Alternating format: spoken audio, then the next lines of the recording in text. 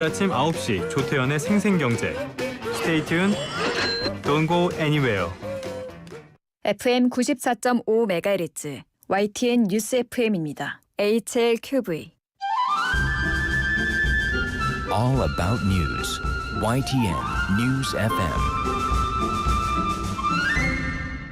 한국의 뉴스 채널 YTN 뉴스 FM에서 5시를 알려드립니다.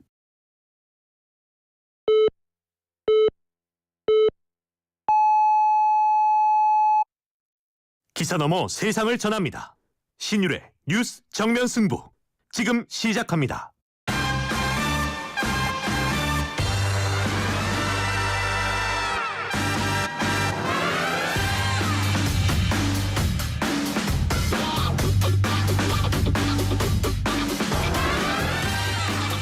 청취자 여러분 안녕하십니까. 신율의 뉴스 정면 승부 진행을 맡고 있는 명지대학교 정치외교학과 신율입니다. 11월 미국 대선을 앞두고 미국 대선판도 출렁이고 있습니다. 고령의 나이를 넘어서지 못하고 바이든 미국 대통령이 민주당 대선 후보직에서 전격 사퇴했는데요. 바이든 대통령은 자신의 후임으로 해리스 부통령을 공식 지지하겠다고 밝히면서 해리스 부통령이 새 후보가 될까 여기에 관심이 모아지고 있습니다. 경쟁자인 트럼프 전 대통령, 이 바이든보다 이기기 쉽다면서 해리스 부통령을 상대하는데 자신감을 지금 드러내고 있는데요. 미국 역사상 이번이 바이든 대통령의 이 후보직 사퇴가요. 총 19세기 이후로 네 번째입니다. 네 번째이기 때문에 이번 대선 대결 구도 급변하긴 한데 과연 그 결과가 어떻게 될지 여기에 주목을 할 수밖에 없는데요. 우리 정부 역시도 이제 새 판에 또 적응을 좀 해야 되는 과제를 안게 됐습니다. 자, 오늘 저희가 준비한 소식 말씀드립니다. 2부에서는 유승찬의 콕, 유승찬 정책 컨설턴트 만나보고요. 3부에서는 국민의힘 이상민 전 의원 연결해서 어제 있었던 김건희 여사의 검찰 소환 문제 집중적으로 한번 입장 들어보겠습니다. 4부에서는 여론의 신 김봉신 메타보이스 부대표와 함께하겠습니다. 7월 22일 월요일 신율의 뉴스 정면 승부 지금부터 시작합니다.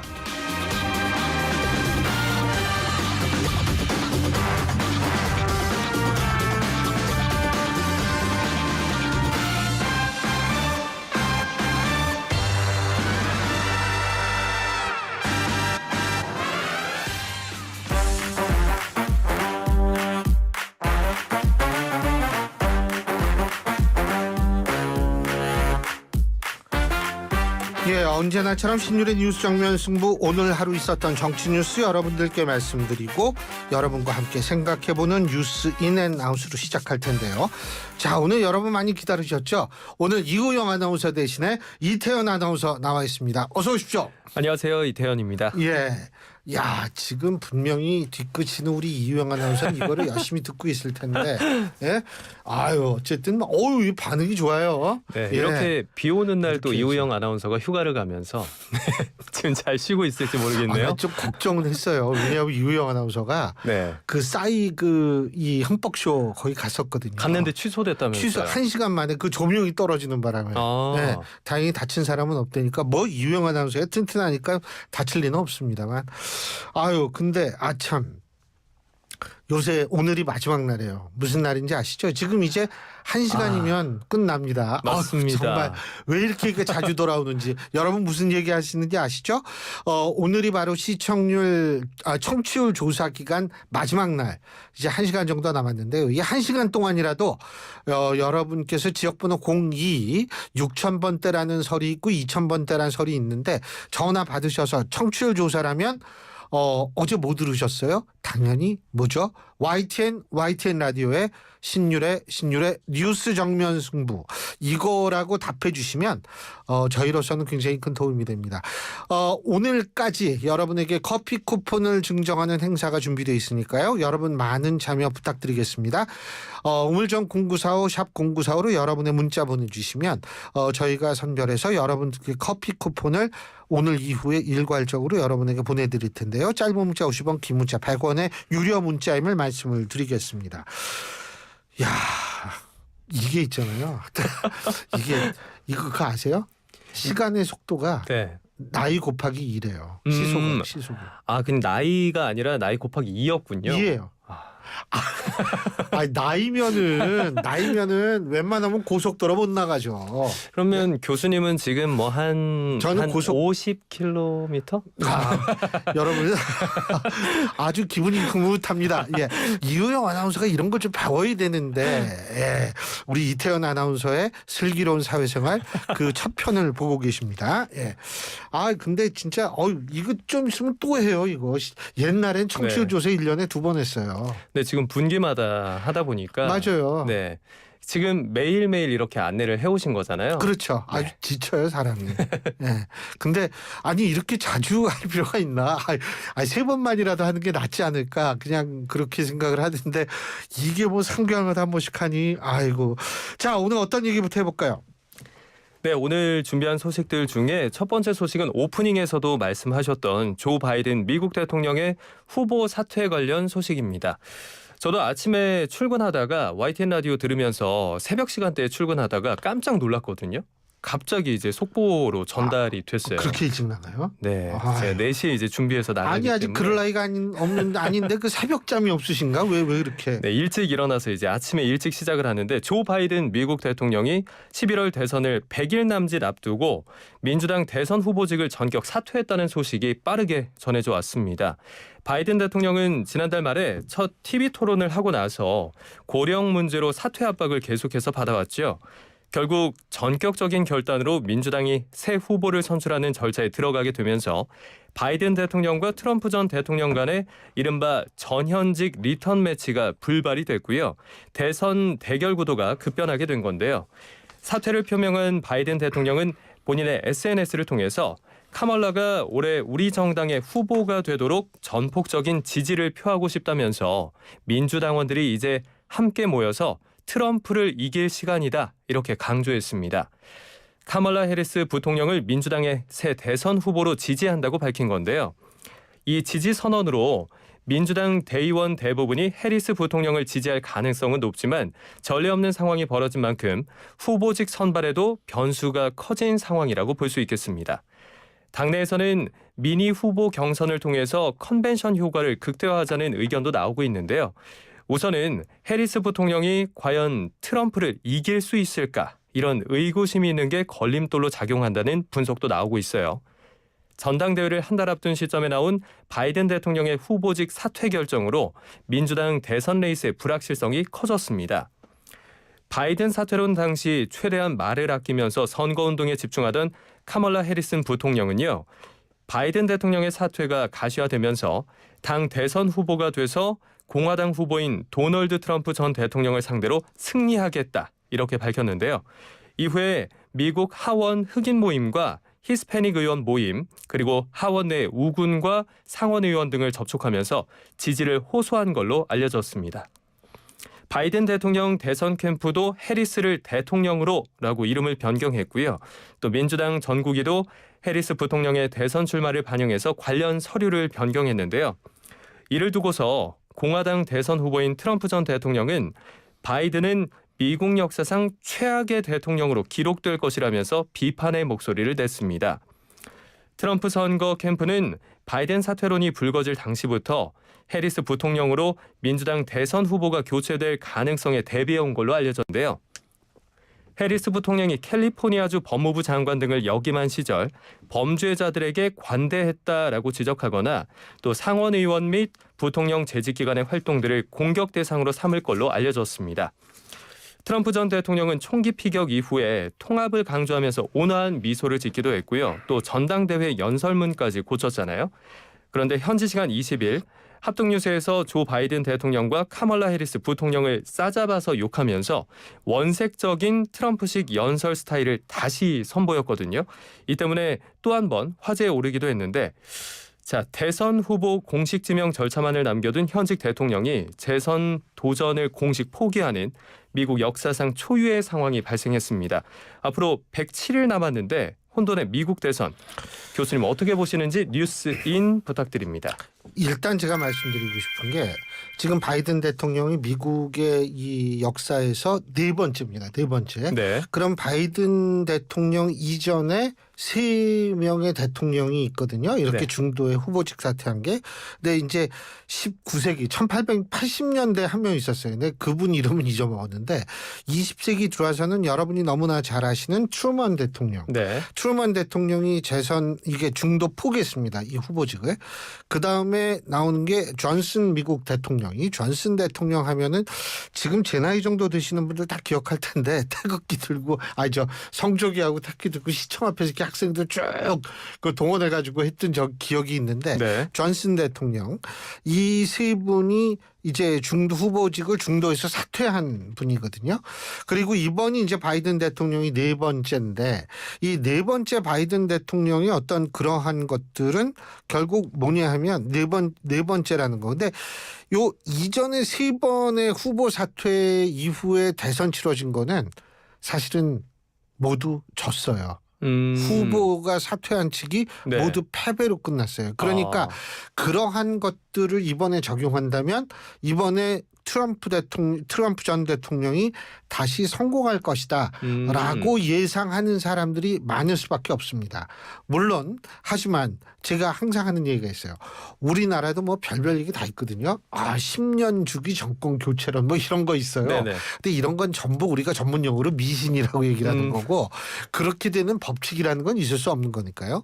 더군다나 트럼프 전 대통령에 대한 호불호가 뚜렷이 갈라져 있고요. 그리고 한 가지 좀 우리가 주목해야 될 것은 지금 이제 그 바이든 대통령 대신에 해리스 부통령이 이제 나가게 된다라는 건데 뭐 해리스 부통령을 굉장히 좋아하시는 분도 많겠지만 해리스 부통령에 대한 평가가 박한 경우가 굉장히 많습니다. 그렇기 때문에 해리스 부통령이 나가면 사실 민주당이 승리가 쉽진 않을 것이라는 전망이 많거든요. 해리스 부통령이 좀 약하다라는 그 평가에 동의를 하시는 건가요? 약하다기보다는 이분이 좀 여러 가지로 좀 사실은 굉장히 장점이 많은 분이에요. 네. 첫째로 이 컬러, 그러니까 그 뭐라 그래야 되냐 인종이 유색인종에다가 그 다음에 이제 그 또 굉장히 그 이분도 이 정치적으로 이렇게 커가는 과정이 굉장히 빨랐을 뿐만 아니라 그만큼 또 굉장히 여러 가지 아주 좋은 커리어를 갖고 있기 때문에 그렇다라고 얘기를 할 수 있지만 그런데 부정적인 평가가 많기 때문에 그런데 해리스 부통령만 있는 게 아니고 게빈 뉴섬 캘리포니아 주지사가 있고요. 네. 그레첸 위트머 미시간 주지사가 있고요. 프리츠커 일리노이 주지사가 있고요. 샤피로 펜실베니아 주지사 이런 분들이 있거든요. 근데 이분들이 다 해리스 부통령보다 젊어요. 어려요. 그렇기 때문에 제가 볼 때에는 지금 일단은 저기 뭐죠? 트럼프 대통령은 부통령 러닝메이트로 그 39세를 정치인을 임명하지 않았습니까? 네. 그러면 이쪽은 아예 후보가 젊어지는 거니까 그런 것들도 사실 좀 생각을 해보고 이런 것들을 종합해 보면 저는 뭐 그렇게 중간에 바꿨다 하더라도 그렇게 우리가 트럼프 전 대통령이 이길 것이다 이렇게 낙관하기 할 수는 없다고 봐요. 그렇군요. 근데 이제 우리 입장은 어떻게 되느냐? 제가 볼 때 제일 곤란해진 게 일본이에요. 왜요? 일본은 전직 총리를 다 동원해 가지고 바이든 대통령, 트럼프 전 대통령 양쪽에 전부 공을 굉장히 많이 들였거든요. 그래서 네네. 제가 한번 어디 칼럼을 썼는데 우리나라는 도대체 뭐 하느냐. 근데 뭐 우리 입장에서는 다행스러운 거죠. 뭐 그렇게 공을 많이 못 들인 상태에서 이쪽이 바뀌니까 그러니까 이제 그거는 오히려 다행스럽다라고 저는 생각을 하는데 어쨌든 참 어떻게 될지는 모르고 그리고 사실 그래요. 미국 대선 여론조사 그렇게 잘 맞지 않습니다. 왜 네. 그러냐면 메인주하고 네브라스카주 두 개 주를 제외하고는 나머지는 전부 이 승자 독식이거든요. 선거인단 1%를 더 많이 얻으면 선거인단은 전부 갖는 시스템이고 메인하고 네브라스카는 퍼센테이지로 나눠갔습니다. 네. 근데 그런 시스템이기 때문에 이게 이 아슬아슬하게 오차범위 내에서 한다면 저쪽이 선거인단을 전부 가져갈 수 있는 확률도 높아져요. 그래서 미국 대통령 선거에서 여론조사는 그다지 그렇게 막 되지는 않습니다. 한 가지만 더 말씀드리자면 정치적 양극화가 우리나라보다는 미국이 훨씬 더 많이 돼 있거든요. 정서적 양극화는 우리나라가 훨씬 높습니다. 미국보다. 네. 근데 정치적 양극화는 미국이 더 높기 때문에 이런 상황에서는 이거 바이든이 안 나온다면 나는 트럼프 찍을래라고 생각하는 사람 거의 없어요. 그렇기 때문에 제가 볼 때 이 부분은 우리가 굉장히 관심 있게 보는데 개인적으로는 뭐냐면 민주당의 입장에서 볼 때에는 오히려 트럼프 측을 공격하고 대비 효과를 만들 수 있는 상황이 됐다. 그래서 지금 이제 간이 경선이라도 치른다면 해리스 부통령이 될 것이다. 바이든 대통령이 지지했다. 상황은 달라질 수 있습니다. 네. 지켜봐야죠. 알겠습니다. 자, 그러면 다음 이슈로 한번 넘어가 볼까요? 두 번째 뉴스는요. 김건희 여사 12시간 비공개 대면 조사 총장 패싱 논란도라는 제목으로 가져와 봤습니다. 어제 제가 근무하면서 뉴스에 내내 이제 김건희 여사 관련해서 비공개 대면 조사 뉴스를 전하게 되는 상황이었는데 예. 검찰이 윤석열 대통령의 배우자인 김건희 여사를 서울중앙지검 관할 내에 정부 보안청사로 소환해서 약 12시간에 걸친 비공개 조사를 단행했습니다. 검찰은 김건희 여사에 대한 출석을 요구했고 협의 결과 경호와 안전상의 이유로 서울 서초동 검찰청사가 아니라 제3의 장소로 소환했다고 설명한 건데요. 이 과정에서 김건희 여사 측이 검찰 소환 조사는 부적절하다는 입장을 밝혀온 점과 또 현직 영부인에 대한 예우 등이 고려돼서 대통령 경호처가 관리하는 서울 종로구의 한 정부 청사가 조사 장소로 사용된 걸로 알려진 거죠. 현직 대통령 부인이 검찰 대면 조사를 받은 건 처음 있는 일이라고 하는데요. 김건희 여사 소환 조사는 도이치모터스 주가 조작 의혹으로 고발된 지 4년 3개월 만이고요. 또 명품 가방 수수 의혹으로 고발된 지는 7개월여 만의 일입니다. 초기에는 수사가 다소 지지부진했지만 올해 5월 초에 이원석 검찰총장의 지시로 전담 수사팀이 꾸려지면서 속도가 붙었고요. 약 11주 만에 대면 조사가 이뤄진 겁니다. 검찰에 따르면 조사는 지난 토요일 오후 1시 30분쯤부터 어제 새벽 1시 20분쯤까지 약 12시간에 걸쳐서 이루어졌다고 하는데요. 조사는 도이치모터스 주가 조작 사건에 관한 사실관계부터 약 7시간가량 확인한 뒤에 추가적으로 명품 가방 의혹에 대한 신문을 하는 방식으로 이루어진 것으로 확인이 됐습니다. 해당 조사 내용 등을 묻는 말에 검찰 관계자는 구체적인 수사 상황은 밝히기 어렵다고만 답했거든요. 도이치모터스 의혹 조사를 마친 뒤에는 김건희 여사 측과 협의를 통해서 명품 가방 수수 의혹에 대해서도 조사를 진행했다고 하는데요. 김건희 여사가 최재형 씨로부터 가방을 받은 경위와 함께 직무 관련성 여부 등을 집중적으로 물은 걸로 알려졌고요. 또 김건희 여사는 최재형 씨가 건넨 가방이 단순 선물로 직무 관련성이 없고 또 직원에게 반환을 지시했지만 직원의 업무상 실수로 돌려주지 못한 채로 포장 그대로 보관해왔을 뿐이라는 입장을 계속 유지한 걸로 알려졌습니다. 김창준 전 미국 하원 의원의 국립묘지 안장과 관련한 최 씨의 청탁 또한 보고받지 못했다고 진술한 것으로 전해졌는데요. 이미 사건 관계인 등에 대한 수사가 상당 부분 이뤄진 만큼 검찰이 김건희 여사의 진술 내용을 검토한 뒤에 조만간 처분을 내릴 거란 관측이 나오고 있는 반면에 수사 과정을 둘러싼 논란이 계속해서 이어지고 있죠. 자, 오늘 이원석 검찰총장 관련된 입장을 발표한 내용들이 계속해서 뉴스로 이어져 오고 있습니다. 대검찰청은 김건희 여사의 소환 조사에 대해서 사전에 보고받지 못했다고 밝힌 건데요. 대검 관계자는 어제 복수의 언론을 통해서 김 여사 조사 과정에 대해 검찰총장 및 대검 간부도 누구도 보고받지 못했다고 주장을 했고요. 또 조사가 끝나가는 시점에 서울중앙지검에서 대검에 사후 통보해 왔다면서 이원석 검찰총장은 이런 상황에 대해서 깊이 고심하고 있다고 덧붙였습니다. 서울중앙지검의 입장은 이렇습니다. 이원석 총장이 도이치모터스 주가 조작 사건에 대한 수사 지휘권이 없다는 점을 고려해서 이런 결정을 내렸다는 거죠. 문재인 정부 때인 지난 2020년 10월에 추미애 당시 법무부 장관이 도이치모터스 주가 조작 사건에 대한 윤석열 당시 검찰총장의 수사 지휘를 막는 수사 지휘권을 발동했기 때문인데요.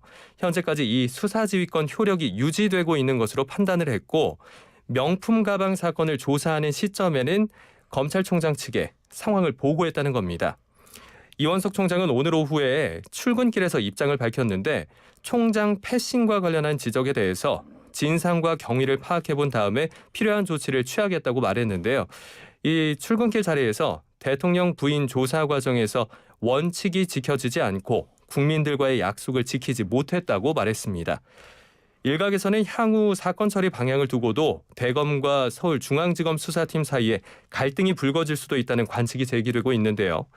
결과적으로 정작 신속한 수사를 지시했던 이원석 검찰총장이 이 사실을 뒤늦게 통보받은 걸로 확인되면서 총장 패싱 논란이 계속해서 불거지고 있습니다. 이 소식 어떻게 보셨는지 뉴스인 부탁드릴게요. 이 부분 크게 두 가지예요.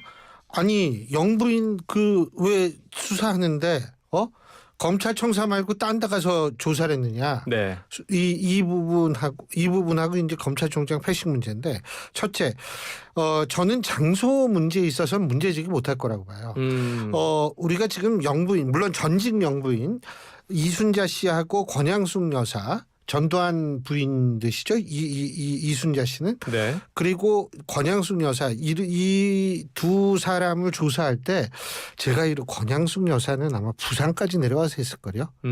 그렇기 때문에 제가 알기로는 그래요. 그렇기 때문에 이순자 씨는 사실 검찰에 추들했는데 그거하고 지금하고는 비교할 수가 없죠. 전두환 정권하고는 비교가 안 되니까. 그래서 어쨌든 이 과거에도 선례가 있기 때문에 장소 가지고 뭐라 그러는 건 저는 뭐 출장 뷔페냐 뭐 이런 식으로 얘기를 하는데 부산까지 내려간 적이 있다라고 그게 맞다면 그럼 그때는 뭐예요? 네. 그때는 더군다나 영부인도 아니셨어요. 권양숙 여사가. 그런데 지금 이제 그래서 전 그 장소 문제 가지고 뭐라 그러는 건 좀 아니다. 네. 두 번째가 뭐냐면 이원석 검찰총장 패싱. 전 이게 심각하다고 봐요. 자.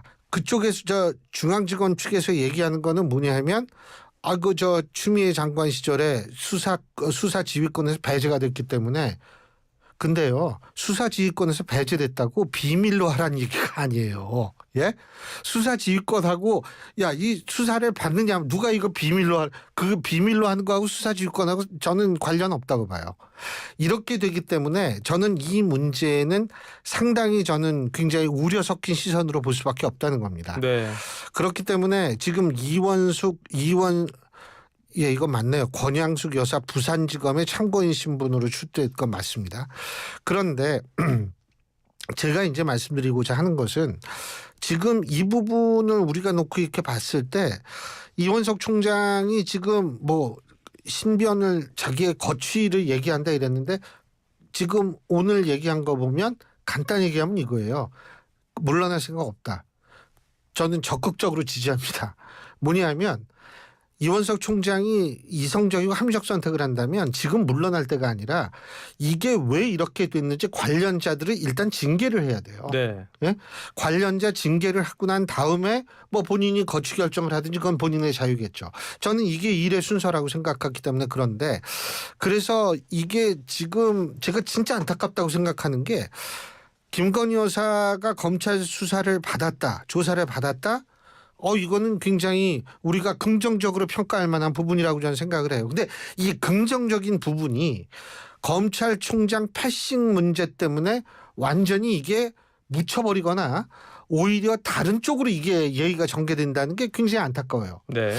그래서 저는 사실 대통령실이 열심히 이 국민적인 눈높이를 맞추려고 노력한다는 하는 것 같은데 문제는 항상 이런 문제 때문에 본인들의 취지가 이게 굉장히 좀 다르게 받아들여질 수 있는 환경을 만든다. 이게 왜 이런 것들이 반복되는지 전 잘 이해를 못하겠어요. 그래서 그 부분이 전 굉장히 안타깝습니다. 네. 예. 자, 그러면 이제 세 번째 이슈로 넘어가 보겠습니다. 민주당, 국민의힘 이제 양당의 전당대회 관련된 소식인데요. 전당대회가 진행 중인 민주당과 국민의힘 소식. 먼저 민주당부터 보겠습니다. 이재명 더불어민주당 당대표 후보가 어제 주말 이틀 동안 치러진 지역순회 경선에서 누적 득표율 91.7%를 기록했다는 소식입니다. 이재명 후보와 함께 후보로 나선 김두관 후보는 누적 득표율 7.19%를 얻었고요. 김지수 후보는 1.11%를 기록하면서 어차피 대표는 이재명이다. 이른바 어대명의 건재함을 입증한 건데요. 지난 2022년 전당대회에서 이재명 후보의 지역별 득표율이 주로 60에서 70%대였고요. 최대치가 경기도에서 80.21%를 기록했던 걸 보면 더 굳건해진 당 장악력이 수치로 확인됐다는 평가가 나올 수밖에 없겠죠. 다만 지난 전당대회 합산 투표율인 77.77%를 얼마나 더 넘어설지가 관전 요소로 떠오르고 있는데요. 사법 리스크와 일극 체제에 대한 비판 등이 부담 요인으로 남아있는 만큼 친명계는 득표율이 90% 선을 넘어야 분열을 막을 수 있다고 전망하고 있습니다. 이에 따라 최고위원 5자리를 놓고 맞붙는 8명의 후보들은요. 이재명 후보와의 관계를 더 강조하면서 이재명 중심 체제 속 단일 대우를 보이고 있는데요. 강원 경선에서는 유일한 원외 인사인 정봉주 후보가 1위를 기록했고요. 이어서 김병주, 전현희, 김민석, 이현주, 한준호, 강선우, 민영배 후보 순으로 결과가 나타났습니다. 자, 다음은 여당으로 좀 넘어가 보겠습니다. 국민의힘 전당대회 소식인데 한동훈 후보가 공개한 나경원 후보의 패스트트랙 공소 취소 부탁 이슈가 막판 쟁점으로 돌출하면서 판세가 좀 복잡해지는 모양새입니다. 첫날 투표율이 과반수를 넘을 거라는 예측과는 다르게 투표 3일 차인 어제 투표율이 45.98%를 기록하면서 지난 전당대회 때보다 더 낮은 투표율을 나타냈어요. 당 선거관리위원회에 따르면 어제 기준 당원 선거인단 ARS 투표율은 45.98%로 작년에 치러졌던 38 전당대회 3일차 투표율인 53.13%보다 7.15%포인트 낮은 수치를 기록했다고 하는데요. 최종 투표율이 40% 후반대나 50% 초반대를 기록할 것으로 전망되고 있습니다. 각종 여론조사에서 지지율 1위를 기록한 한동훈 후보의 1차 투표 과반 득표가 가능할지를 두고 당내 의견 또한 엇갈리고 있는 상황인데요. 당원 선거인단 투표 80%와 일반 국민 여론조사 20%로 이루어지는 이번 국민의힘 전당대회 선거. 오늘까지 ARS 당원 투표와 일반 국민 여론조사를 진행한 후에 투표 결과를 모두 합산하고 내일 열리는 전당대회에서 당선자를 발표하게 되는데요. 만약 대표 후보자 중에 과반 득표자가 나오지 않으면 1, 2위 득표자를 대상으로 결선 투표를 실시하게 됩니다. 자, 그렇게 되면 최종 결과가 28일에 나오거든요. 이렇게 여야 모두 전당대회를 치르고 있는 중인데 여소야대 전국에서 각각 당대표가 선출된 이후에 정치권에 어떤 영향을 미칠지 날카로운 분석 부탁드립니다. 저는 뭐 그 날카롭지 못해가지고 이게 참 단점인데 말이에요. 근데 솔직한 얘기로 뭐냐면 이 조국 혁신당 네. 조국 대표는 99.9%의 득표율을 가지고 당대표연이 했거든요. 네. 근데 민주당도 지금 90%가 넘어요, 이 평균이. 과연 이 득표율을 어떻게 받아들여야 되느냐. 뭐 이재명 대표는 전 대표는 뭐 상당히 긍정적으로 평가를 하는 모양인데 우리 외부에 있는 사람이 볼 때는 아유 이게 좀 말하기도 좀 그래요. 아니 당내 선거든 전국 단위 선거든 민주주의 국가에서 선거를 했는데 90% 이상 지지율이 나온다는 게 이거는 사실은 굉장히 도저히 상상할 수 없는 수치인데 이게 현실화가 되고 있더라고요. 네, 이게 국민의힘 쪽에서는 마치 북한의 김정은 위원장을 보는 것 같다라고 했더니 이재명 전 대표 같은 경우엔 뭐 부러워서 하는 말 아니겠습니까? 라고 했잖아요. 근데 이게 민주주의 국가에서는 최소한도 이런 수치가 저는 사실 처음 봐요. 그러니까 이게 결국 다른 말로 하면 다양성이 없다는 얘기거든요. 네. 아니 어떻게 모든 구성원이 전부 한결같이 그 사람만 좋아합니까? 그러니까 이 다양성이 부족하다는 것은 민주주의에 역행하는 거거든요. 왜? 민주주의는 다양성을 전제로 하는 거기 때문에.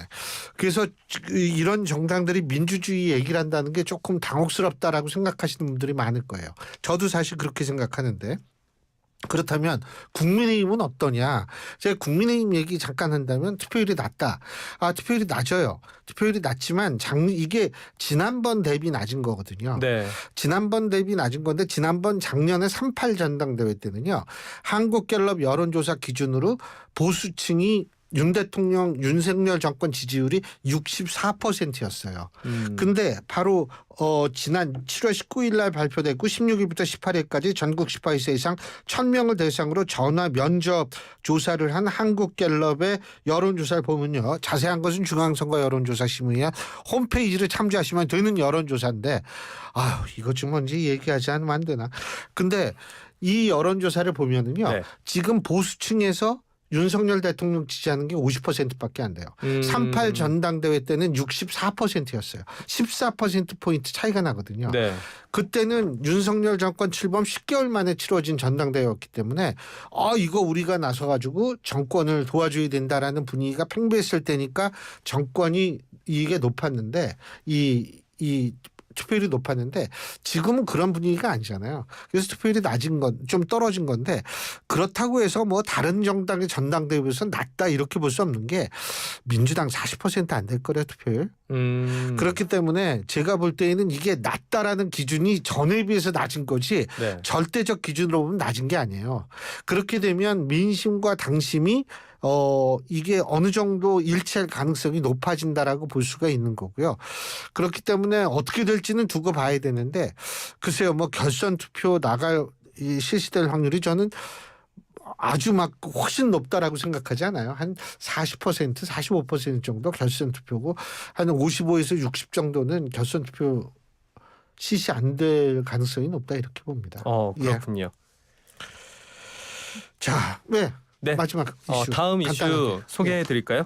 네, 마지막 소식은 문화계 관련 소식이라고 볼 수 있는데요. 대학로 소극장의 상징인 학전을 30여 년간 운영하면서 후배 예술인들을 배출해온 가수 김민기 씨가 향년 73세로 별세했습니다.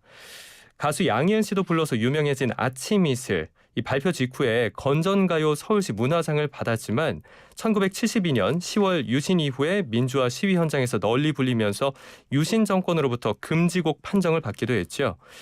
이 곡이 담긴 앨범은 전량 압수되면서 판매가 금지됐고요. 이후에 김민기라는 이름이 올라가 있으면 무조건 금지곡 판정을 받던 시기도 있었는데 이후 정부의 감시와 탄압을 피해서 노동 현장에 들어가 1978년에 발표한 노래굿 공장의 불빛은 1970년대 노동자의 삶을 다룬 노래극으로 당시 노동 현실에 대한 다큐멘터리로 평가받기도 했습니다. 또 학전을 운영한 걸로 유명했었는데 이 학전이 재정난으로 개관 33년 만인 지난 3월 15일에 폐관을 했습니다. 폐관에 앞서 이곳을 거쳐간 50여 명의 배우와 가수, 예술인들이 모여서 학전 어게인 프로젝트를 열기도 했는데요. 이후에 학전 이름이 이제 정체성 훼손을 걱정한 김민기 씨의 뜻에 따라서 역사 속으로 사라지게 됐는데 어제 김민기 대표의 별세 소식 알려지면서 대중문화계는 일제히 추모의 뜻을 전했습니다. 대학로 문화예술의 산실이었던 학전에게는 안녕을 그리고 가수 김민기 씨에게는 고인의 명복을 빈다는 말씀 전하고 싶습니다. 제가 개인적으로 김민기 씨를 제일 처음 봤을 때가 이제 중학교 때였어요. 그때 우리 누나가 미대를 다녔는데 김민기 씨랑 같은 화실을 했거든요. 네. 그래서 그때 참 했는데 그때 굉장히 신기했던 기억이 남습니다. 근데 이분이 사실 이 어떤 음악을 통한 저항 운동을 한 저는 사실은 거의 유일한 분이라고 생각하거든요. 지나치게 이 이념성을 강조하는 어떤 투쟁적인 운동권 가요가 아닌 정말 가슴을 숨이게 만들면서도 문제의식을 갖게 하는 그런 저항 음악의 유일한 분이라고 생각하는데 시대가 변했습니다만 이분의 음악은 아마 계속 우리 가슴에 남아있을 거라는 생각이 듭니다. 오늘 라디오를 듣다 보니까 김민기 씨의 노래가 굉장히 많이 소개되고 그렇죠. 있더라고요. 굉장히 참 아까운 분이 너무 일찍 우리 곁을 떠났습니다. 삼가 고인의 명복을 빌겠습니다. 자, 오늘 말씀 여기까지 듣죠. 고맙습니다. 네, 고맙습니다. 예, 지금까지 이태현 아나운서와 함께했습니다. 안녕하세요. 배우 남궁민입니다. MG 새마을금고의 뿌리는 누구일까요? 회사에 출근하는 정웅 과장님, 꽃집을 운영하는 지혜 사장님, 제2의 인생을 시작하는 영호님, 2,300만 고객이 MG의 뿌리임을 알기에 당신께 힘이 되겠습니다.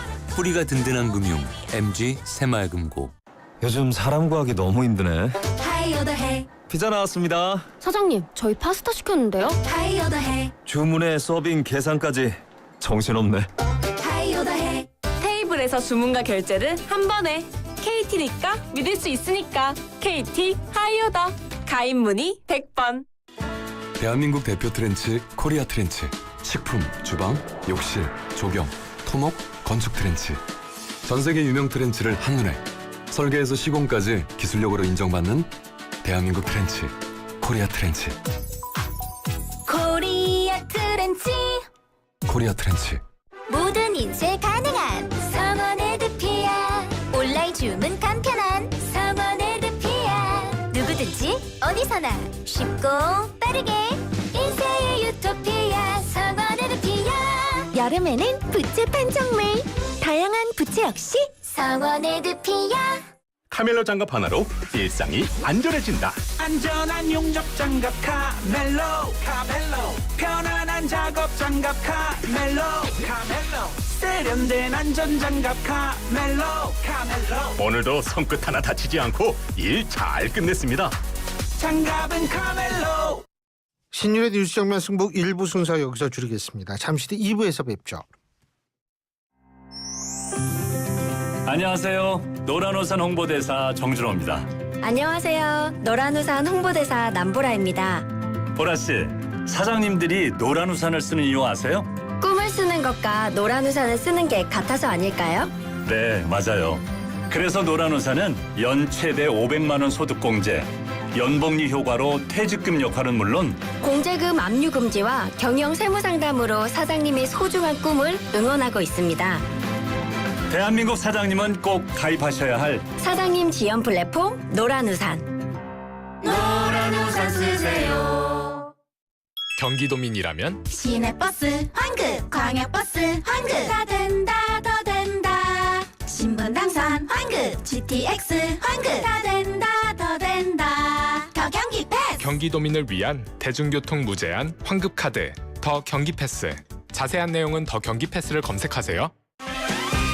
아침 출근길엔 신나는 배승희의 뉴스 파이팅이 있다면 퇴근길엔 뭘 들으면 좋을까요? 오후 5시부터 7시까지 이슈를 콕콕 찍어주는 신율의 뉴스 정면승부 꼭 한번 들어보세요.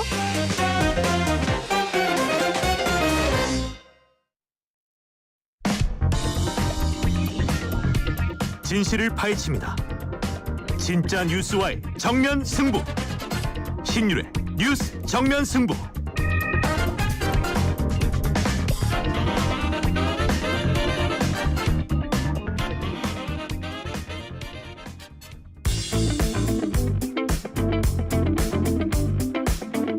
예, 오랜 기다림이었습니다. 여러분 지금 정치 계속 복잡해지는데 이 정치 복잡한 정치 이거를 속 시원히 말씀드리고 여러분한테 해석해드리고 또 예상을 아주 날카롭게 해주시는 대한민국 최고의 정치 컨설턴트이자 분석가 유승찬 정치 컨설턴트와 함께하는 유승찬의 콕인데요. 지금 스튜디오에 나와 계십니다. 어서 오십시오. 네, 안녕하세요. 작년 이 국민의힘 전당대회 얘기부터 해야 돼. 예. 작년보다 떨어지긴 떨어졌는데 이게 뭐 그렇게 낮은 건 아닌 것 같아요. 그렇죠. 이제 통상 전당대회 치고 이렇게 아주 낮은 숫자는 아닌데, 그렇죠. 예. 근데 이제 작년이 원래 높았어요. 55%가 정권 넘었으니까. 초기니까. 예, 정권 예. 초기고 뭐 이제 조직이 움직이잖아요. 그 정권 초기에는. 예. 그래서 이번에 이제 이거 갖고서 이제 이제 서로 이제 후보들마다 투표율이 낮은 것이 누구에게 유리한가. 이거 참 그래요. 그죠. 투표율이 높은 게 누구에게 유리한가 분석하는 건 좀 많이 봤는데 낮은 게 나한테 유리하다 이렇게 얘기하는 건 좀 거시기하죠. 약간 디스하는 거잖아요. 스스로. 예. 그러니까 근데 이제 이게 이제 여러 가지가 있는데 그러니까 한동훈 바람이 뭐 중간에 뭐 이런 논란으로 인해서 좀 식었다 이런 분석이 있고 또 한쪽에서는 조직 동원이 전방위적으로 일어나지 않았다. 그러니까 이제 조직 동원이라는 것은 아무래도 이제 친윤 쪽 얘기겠죠. 왜냐하면 이제 어쨌든 그 조직을 많이 갖고 있으니까. 그래서 투표율이 낮은 것이 당장 누구에게 유리하고 불리하다 이렇게 얘기하기는 좀 어려운 것 같고요. 제가 주목하는 것은 전체 기조 흐름이 바뀌었냐 안 바뀌었냐. 그러니까 애초에 시작됐던 그러니까 어대한이라고 그랬잖아요. 저는 뭐 그게 크게 흔들리진 않은 것 같다 이런 생각이 듭니다. 왜냐하면 이게 참 그런데 물론 한동훈 위원장이 그 패스트트랙 관련해서 방송에 나와서 그 이야기를 한 건 되게 전 부적절했다고 봅니다. 그리고 선거 전략적 측면에서 보면 한동훈 위원장은 대응을 하면 안 돼요. 이렇게 압도적으로 유리한 후보는 자꾸 말려들 필요가 없죠. 무슨 공격이 들어와도 네. 무슨 얘기만 하면 되는 줄 알아요. 딱 한마디만 하면 돼요. 국민의힘을 이기는 정당으로 만들기 위해서 나왔습니다. 그냥 무슨 공격이 와도 그러면 공격하는 사람들이 머쓱해지거든요. 근데 이제 이걸 논란을 증폭시켰다. 그래서 어떤 이 혁신적이고 포용적인 리더십을 보여주는 것보다 좀 약간 검사스러운 모습? 그러니까 정치인, 이제 정당의 대표가 된다는 건 사실은 굉장히 중요한 정치인의 자리인데 특히 여당 대표잖아요. 그렇죠. 거기에 좀 상처를 입은 건 사실이다. 저는 이렇게 봅니다. 여당 대표는 우리나라 의전 서열 5인가 그럴 거예요. 네, 맞습니다. 네. 네. 그 정도로 높은 자리인데. 근데 어쨌든 이 지금 뭐 2위가 또 어떻게 될 것인가도 중요한 거 아니겠어요? 참 질문. 대표님 결선 투표 어떻게 될 것 같으세요? 지난번에 제가 나왔을 때 네. 그 결선 투표를 안 갈 확률이 51%라고 그랬거든요. 네. 뭐 그대로 유지하겠습니다. 예. 네. 다행이다. 뭐 50.29%만 이러면은 참 그런데. 네, 왜냐하면 이제 뭐 여러 가지 원래 이게 전당대회 그 투표는 당원들이 하는 투표는 예측하기 좀 어렵습니다. 그래서 뭐 이건 그냥 재미삼아 하는 것으로 이제 아시면 될 텐데 저는 어쨌든 그런 실수나 이런 것들이 있었음에도 불구하고 뭔가 나경원 후보나 원희룡 후보가 이 대세 흐름을 뒤엎을 만한 그런 어떤 캠페인을 보여주진 못했다. 계속 한동훈 후보를 공격하는 데만 올인했다. 근데 이게 되게 약간 피로하거든요. 사실 투표율이 좀 낮은 거는 관심도도 그렇지만 약간 피로감을 느끼는 당원들도 꽤 있는 거라고 좀 봅니다. 그러니까 계속 싸움만 했잖아요. 근데 놀라운 사실은 제가 이 전당대회 보면서 느낀 게 이렇게 싸움만 하는데 국민의힘 지지율이 올라가잖아요. 그러니까 네. 이게 정말 놀라운 일 아니겠습니까? 예. 그래서 이게 우리 신일 교수님은 계속 이제 민주주의에서 어떤 다원성 이걸 굉장히 중시하잖아요. 계속 그 말씀 하시잖아요.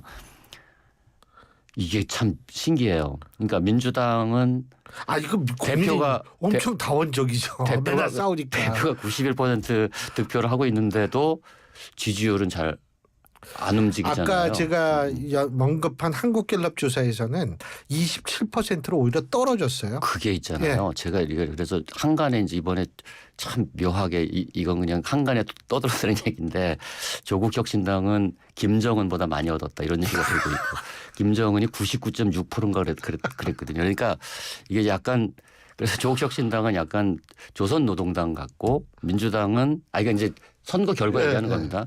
중국 공산당 같고 국민의힘은 완전히 당나라당이다. 그래서 이게 있잖아요. 지금 묘하게 너무 극단적으로 치닫고 있다. 이런 그러니까 정치가 이제 그런 과정에서도 왜 격렬하게 치고받고 싸우는 정당의 지지율이 오히려 오르고 있을까? 뭐 이건 한번 정치학자들이 한번 연구를 해보셔야 되지 않을까 이런 생각이 듭니다. 근데 사실 좀 싸웠어요. 네? 저는 무섭더라고요. 근데 이번에 저는 원래 보수 정당은요 권력 투쟁이 격렬합니다. 뒤가 없어요. 근데 이제 지금 이른바 저는 뭐 진보 정당이라고 부르지는 않지만 어쨌든 민주당은 그게 안 돼요 지금 오히려 그 상황이 완전히 이번 총선 이후에는 너무 조용한 거 아닙니까? 너무 조용할 뿐만이 아니라 이게 사실은 이 다양성 이게 진보라는 게 우리나라 사람들이 좀 헷갈리는 게 진보하고 리버럴리즘하고 자유주의하고 좀 이걸 혼동을 하는 경우가 많아요.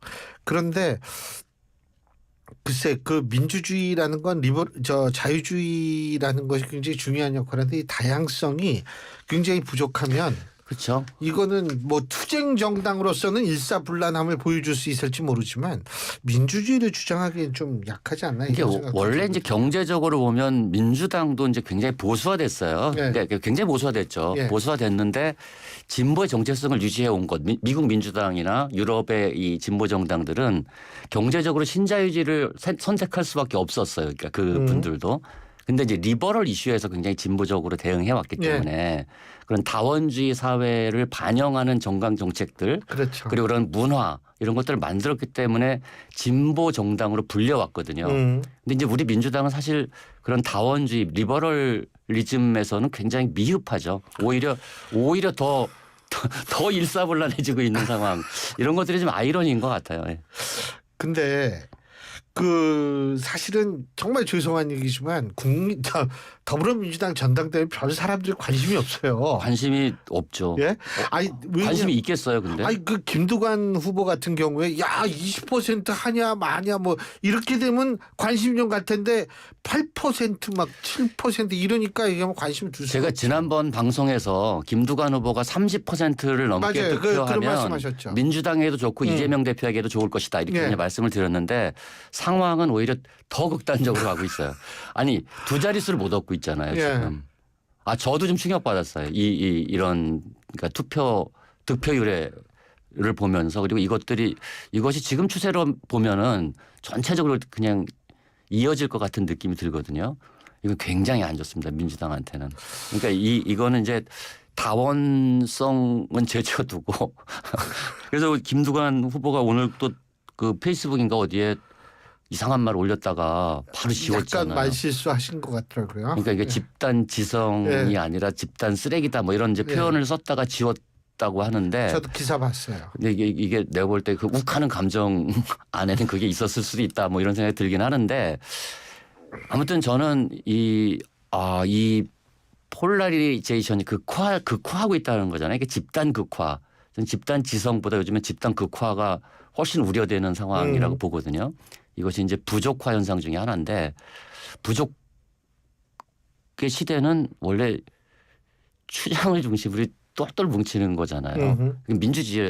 민주적 다원주의랑은 전혀 관련이 없거든요. 근데 이제 민주당이 만약에 이런 상태들 그러니까 이제 일극 체제라고 얘기하잖아요. 일극 체제가 계속 유지되면 거기에 이야기가 자라날 틈이 없고 서사가 사라지면 관심에서 멀어지거든요. 이 지루한 순간들을 앞으로 얼마나 남았죠? 대통령 선거까지 아직 시간이 많이 남지 않았습니까? 그렇죠. 이게 저는 지금 상황은 자칫 잘못하면 그 이회창 두 번째 후보를 능가하는 지루함을 만들어낼 가능성이 있다. 저는 이렇게 봅니다. 아까도 뭐 이 북한이나 중국 득표율만 보면 그렇다는 말씀을 득표율만 보면 그렇다는 말씀을 하셨는데 우리 정치사에 이렇게까지 극단적인 경우는 거의 없지 않았습니까? 근데 이제 저는 사실 뭐냐면 이 정도로 일극 체제이면 핵심 인물의 위기가 정당으로 그대로 전이가 될 수밖에 없지 않습니까? 그렇죠. 전 이게 제일 문제인 것 같아요. 그리고 또 하나 이 당대표 득표율에 가려서 얘기되지 않고 있는 게 이제 정봉주 후보가 최고위원 득표 1위를 하고 있어요. 1위 하고 있죠. 21%를 넘게 얻고 있더라고요. 이게 최고위원은 이게 21%면 되게 높은 그렇죠. 득표율이고 여러 명이 나오기 때문에 그래서 민주당 현역 의원들이 굉장히 놀라워하고 있어요. 네. 그러니까 정봉주 후보의 특징이 뭐냐? 더 세게 얘기하는 거잖아요. 그렇죠. 투쟁력. 그러니까 탄핵 뭐 아무튼 이 얘기를 계속 하면서 그러니까 뭔가 강성 지지층의 마음을 확 사로잡는 거죠. 그렇죠. 근데 제가 이렇게 역사를 보면 이 화전파, 전투파, 강경파들이 득세하고 일병도로 가면 반드시 위기가 찾아옵니다. 그리고 잠깐만 요 얘기도 좀 이원석 총장 검찰총장 패싱 논란 김건희 여사 조사받고 이런 거는 아마 국민들이 다 수긍을 할 텐데 이거 패싱 어떻게 보세요? 정말 좀 충격입니다. 그냥 저는 정치를 이렇게밖에 못하나 뭐 이런 생각이 들고 사실 이게 이제 뭐 영부인이 조사받은 것 그러니까 여사가 조사받은 것 자체는 의미가 있는 일이잖아요. 그러니까 이게 벌써 4년 만이에요. 4년이 넘었더라고요. 예. 최초 고발. 이게 열린 민주당이 2020년 4월 7일 날 자본시장법 위반으로 고발을 한 거예요. 그때 이후에 2020년이니까 지금 4년이 지난 그렇죠. 거예요. 물론 그 전에 그 도이치모터스 관련해서는 뭐 1차 무슨 서면 질의, 2차 서면 질의 이런 게 있었어요. 이런 과정들이 있었는데 어쨌든 직접 조사를 한 것까지는 좋은데 이 총장을 패싱했단 말이에요. 근데 이게 참 묘하게 데칼코마니 같아요. 왜냐하면 예. 이게 우리가 어떻게 됐어요? 그때 이 문재인 대통령 때 예. 이성윤 서울지검장하고 직거래를 했잖아요. 그때 윤석열을 패싱했거든요. 윤석열 검찰총장을. 뭐 거래가 아니라 직접 이제 아니 뭐 저는 그냥 한간에서 오는 얘기가 이게 뭔가 직거래는 뭐 약간 그런 느낌이잖아요. 예. 대통령실하고 서울지검이 논의해서 어쨌든 조사 장소도 정하고 이런 거 아니겠습니까? 근데 총장을 패싱한 거잖아요. 근데 이번에는 어쨌든 이창수 지검장이 이원석 검찰총장을 패싱한 거잖아요. 근데 이거는요 이해가 안 돼요. 쓸데없이 논란을 키워서 조사 결과 자체를 완전히 무력화했을 뿐만 아니라 오히려 조사 받은 취지가 지금 오히려 역풍이 불고 있어요. 왜냐하면 일단 이원석 검찰총장이 특혜라고 얘기했어요. 특권이라고 검찰총장이 얘기했어요.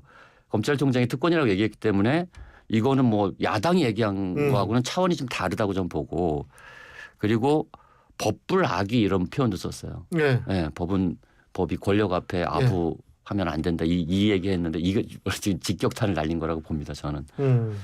그런데 왜 이렇게까지 갈등을 키웠을까 하는 문제. 저는 사실 상식적으로 이해가 안 됩니다. 대통령실이 총장 패싱은 검찰 내부 문제가 아니고 특혜 조사가 아니다라고 그랬는데 네. 우리는 그 얘기를 하는 게 아니에요. 왜 패싱을 했느냐 하는 문제죠. 그럼 이게 내부 문제다?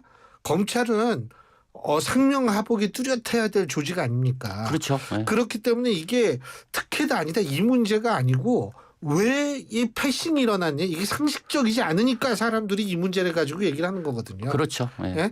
그리고 뭐 물론 그 거래라는 표현은 전 동의하지 않고 물론 그런 의미로 유 대표님이 쓰신 건 아니지만 대통령과 그 문재인 정권 때 이성윤 지검장 뭐 이런 관계에서도 그때 말들이 많았거든요. 말들이 많았죠. 예. 네. 근데 지금 이렇게 하는 거 저는 사실 좀 그러니까 오히려 조사를 함으로써 논란을 키운 뭐 이런 상태라고 좀 보이고 그래서 조사 자체 있잖아요. 조사를 한 것, 조사 내용 이건 관심이 없어요 지금.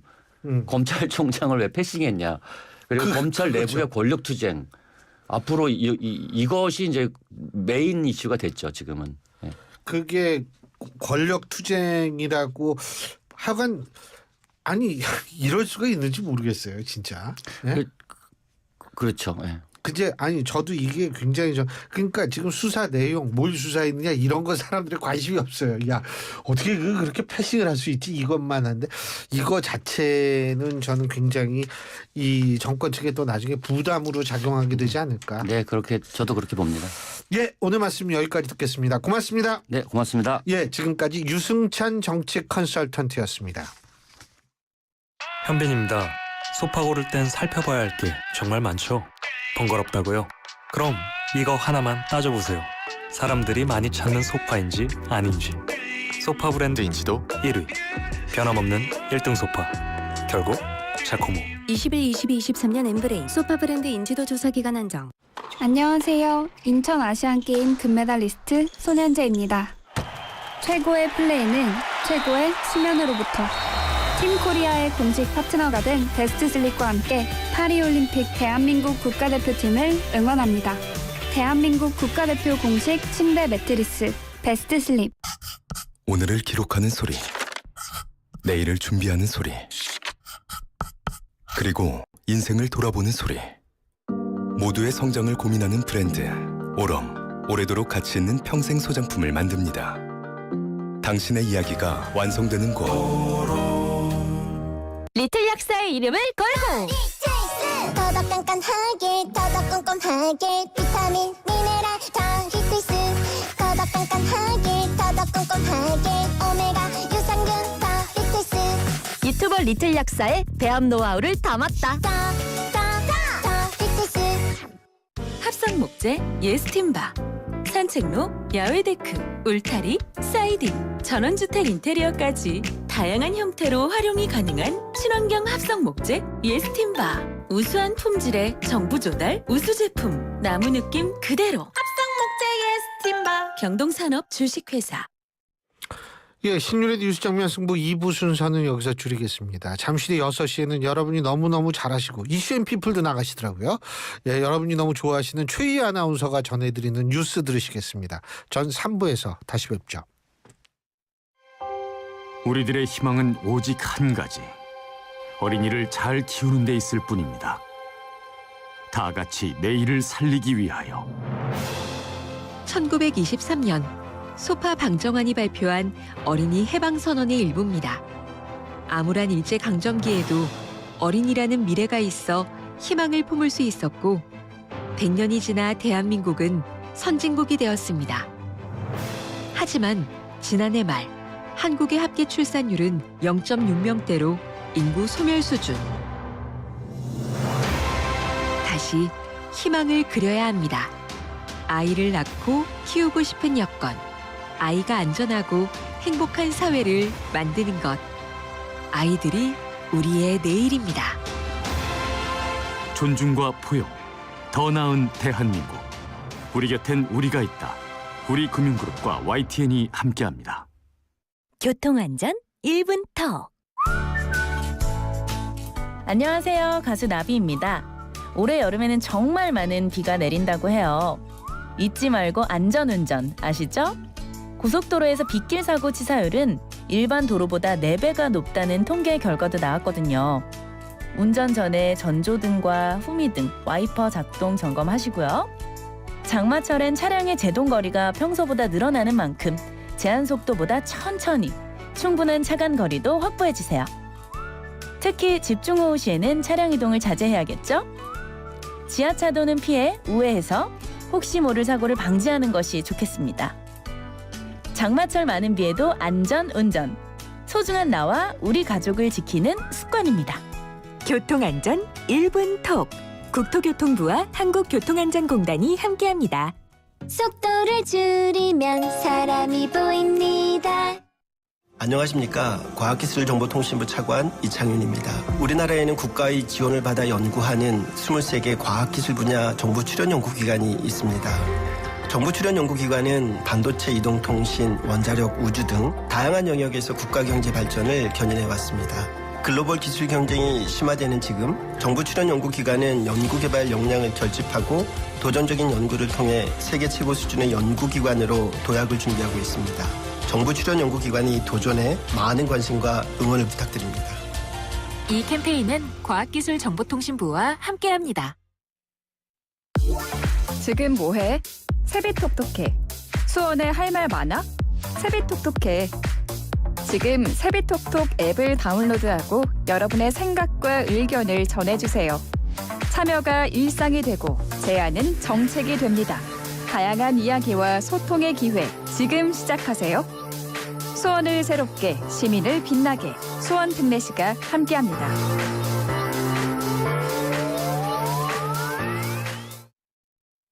지금 시각은 5시 57분입니다. YTN News FM. 삼성과 함께하는 YTN 라디오 57분 날씨와 교통정보입니다. 절기상 대서인 오늘 중북부 지역은 장맛비가, 충청 이남에는 무더위가 나타나고 있습니다. 비구름대가 조금씩 북상을 하면서 대부분 비는 현재 소강 상태를 보이고 있고요. 하지만 오늘 밤사이 수도권과 강원도를 중심으로는 또 한 차례 강한 비가 쏟아지겠습니다. 내일 오전까지 경기 북부에 최대 150mm 이상, 그 밖에 서울 등 수도권과 강원 북부에 120mm의 많은 비를 비를 예상하고 있습니다. 한편 비가 내리지 않는 지역에는 폭염특보가 내려져 있고요. 오늘 밤 사이에도 대부분 지역의 열대야 현상이 이어지겠습니다. 내일 남부지방에는 소나기 우는 곳이 있겠고요. 내일 낮 기온 남부를 중심으로는 33도 안팎까지 크게 오르겠습니다. 내부순환로 성산 쪽으로 기름과 정릉 사이 3차로 쪽에 고장차가 있습니다. 고장차 주의로 조심하셔야겠고요. 올림픽대로 공항 쪽으로는 한남대교에서 가양대교까지 막힙니다. 그리고 강변북로는 일산 쪽으로 동작대교에서 월드컵대교까지 더디게 지나가고 있고요. 일산에서 구리 쪽으로 강변북로는 동작대교에서 한남대교, 성수대교에서 영동대교까지 밀리다가 다시 한번 잠실철교에서 천호대교 사이로 정체 나타납니다. 고속도로는 경부고속도로 따라 서울 쪽으로 기흥에서 수원까지, 양재에서 반포까지 더디고요. 외곽으로는 한남과 서초, 신갈과 수원 사이에서 차간격 좁혀 통과하고 있습니다. YTN 라디오 57분 날씨와 교통정보였습니다.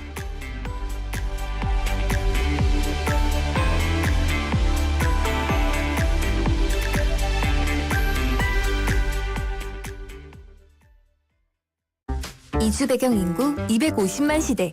그 속에 우리 친구들도 있습니다. 승원이와 농구 대결을 좋아하는 모이부도, 하늘이와 떡볶이를 먹으며 수다를 즐기는 카리나도. 우리에게 중요한 건 우리 모두 친구라는 사실. 우리는 모두 우리입니다. 공익광고협의회. FM 94.5MHz YTN 뉴스 FM입니다. HLQV.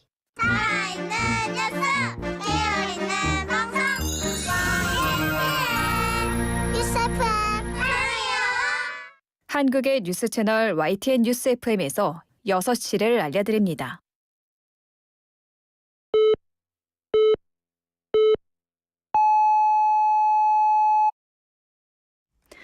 YTN 뉴스 FM 6시 뉴스입니다. 이 시간은 YTN 제공입니다. 대통령실은 이원석 검찰총장이 김건희 여사 조사하는 과정이 원칙을 어겼다며 사과한 데 대해 검찰 내부 문제라고 밝혔습니다. 대통령실 핵심 관계자는 오늘 오후 기자들과 만나 수사 중인 사안을 언급하는 건 부적절하다며 이같이 말했습니다. 그러면서 비공개 조사가 특혜라는 일부 주장에 대해서는 검찰 조사에 응했을 뿐이라며 현직 대통령 부인이 첫 검찰 대면 조사를 받은 걸 특혜로 보는 건 과도하다고 설명했습니다. 이어 김 여사가 받은 명품 가방을 검찰에 제출하는 문제에 대해서는 구체적인 제출 여부나 시기를 말씀드리긴 어렵다며 검토가 필요한 상황이라고 덧붙였습니다. 더불어민주당 박찬대 원내대표는 검찰이 제3의 장소에서 비공개로 김건희 여사를 소환 조사한 건 결국 김 여사에게 면죄부를 주려는 시도라고 비판했습니다. 박 원내대표는 최고위원회의에서 검찰이 김 여사를 둘러싼 의혹을 공정하게 밝힐 의지가 없음을 보여준 허울뿐인 소환 조사였다며 이같이 주장했습니다. 이어 국민의 인내심은 다했고 더 이상 기다릴 이유도 없어졌다며 민주당은 국회가 가진 권한으로 예외나 특혜, 성역 없이 의혹을 규명할 수 있게 특검 처리를 서두르겠다고 강조했습니다. 정청래 최고위원도 역대 대통령도 모두 공개 소환 조사를 받았는데 김 여사는 듣도 보도 못한 장소에서 특혜 조사를 받았다며 언제부터 검사가 출장 서비스맨이었냐고 지적했습니다. 국민의힘 정점식 정책위 의장은 김건희 여사 비공개 소환 조사에 더불어민주당이 검찰총장 패싱이라고 비판하자 어처구니 없는 주장이라고 반박했습니다. 정 의장은 비상대책위원회 회의에서 도이치모터스 주가 조작 사건에 검찰총장 수사 지휘권을 박탈한 건 문재인 정권 당시 추미애 전 법무부 장관이었다며 이같이 비판했습니다.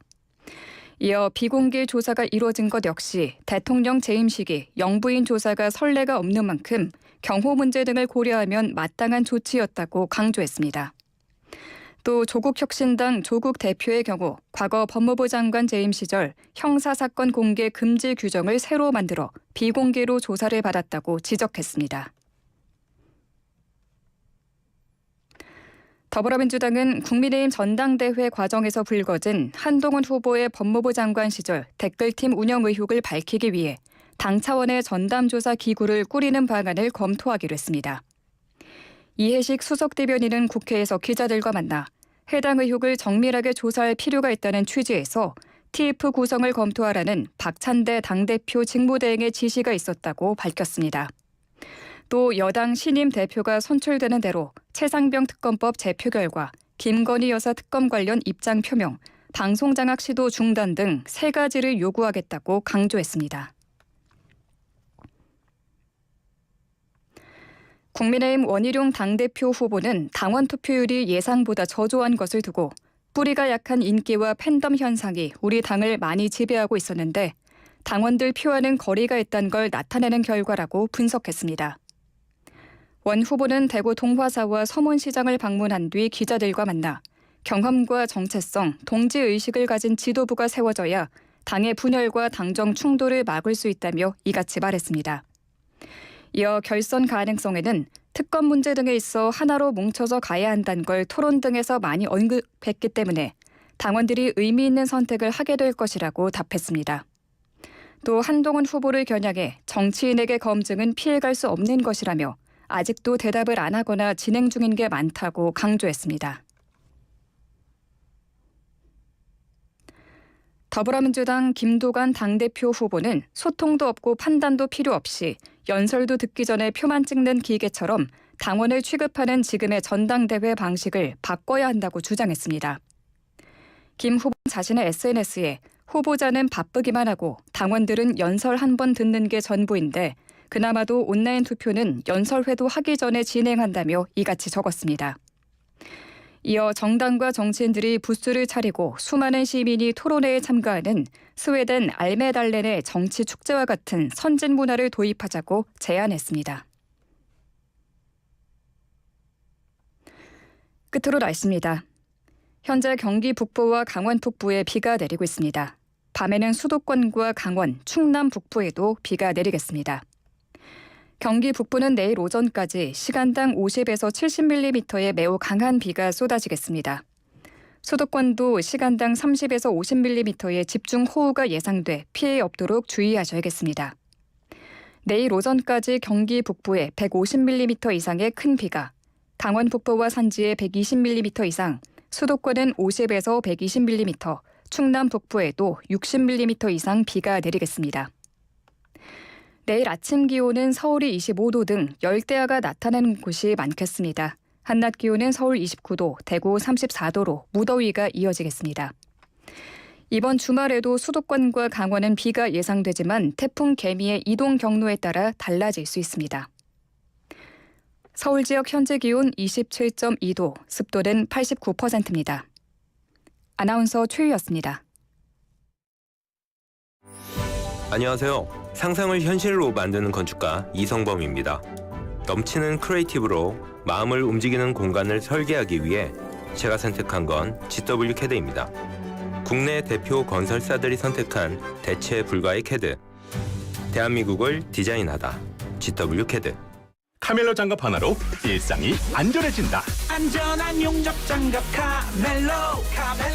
편안한 작업 장갑 카멜로. 세련된 안전 장갑 카멜로. 오늘도 손끝 하나 다치지 않고 일 잘 끝냈습니다. 장갑은 카멜로. 한국일보 제휴 6시 뉴스를 마칩니다. 이어서 신율의 뉴스 정면 승부 3부가 방송됩니다. YTN 뉴스 FM. 안녕하세요. 한국장애인재단 이사장 이성규입니다. 대한민국 국민 20명 중 1명이 장애인이라는 사실 알고 계십니까? 우리 사회 대부분의 장애인은 본인의 불편함보다 주변의 부정적인 시선과 편견을 더 어려워하고 있습니다. 어쩌면 우리의 불편한 시선이 장애인을 만들고 있는 건 아닐까요? 함께 사는 사회, 장애를 바라보는 시선에서부터 시작됩니다. 다름을 바로 보면 창조의 힘이 나옵니다. 이 캠페인은 다름이 또 다른 힘이 되는 세상을 만들어가는 한국장애인재단과 함께합니다.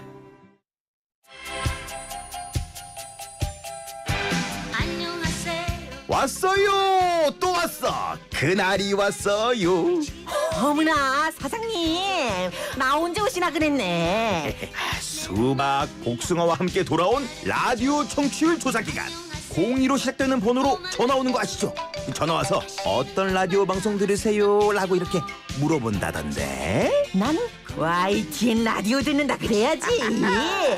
뉴스도 듣고 음악도 듣고 나 YTN 듣는 재미로 살잖아. 역시 우리 어머니는 아이 들을 줄 아시네. 청취율 조사 받으시고 샵 0945로 인증문자 보내잖아.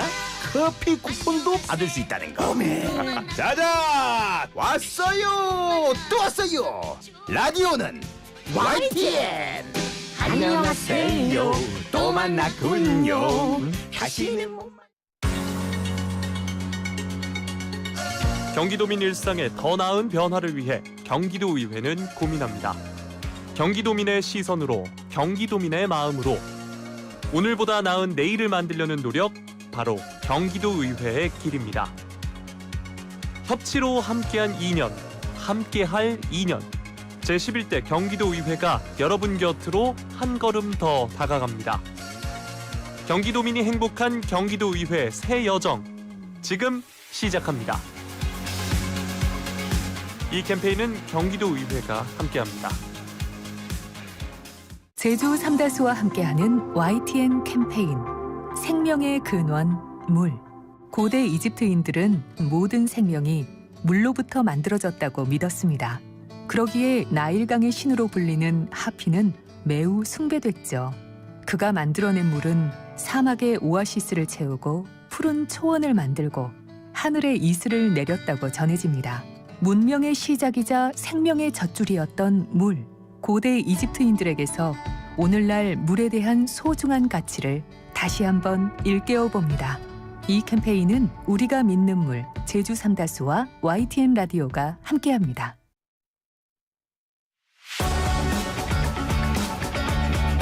치우치지 않은 공정함에 깊이 있는 분석을 더했습니다.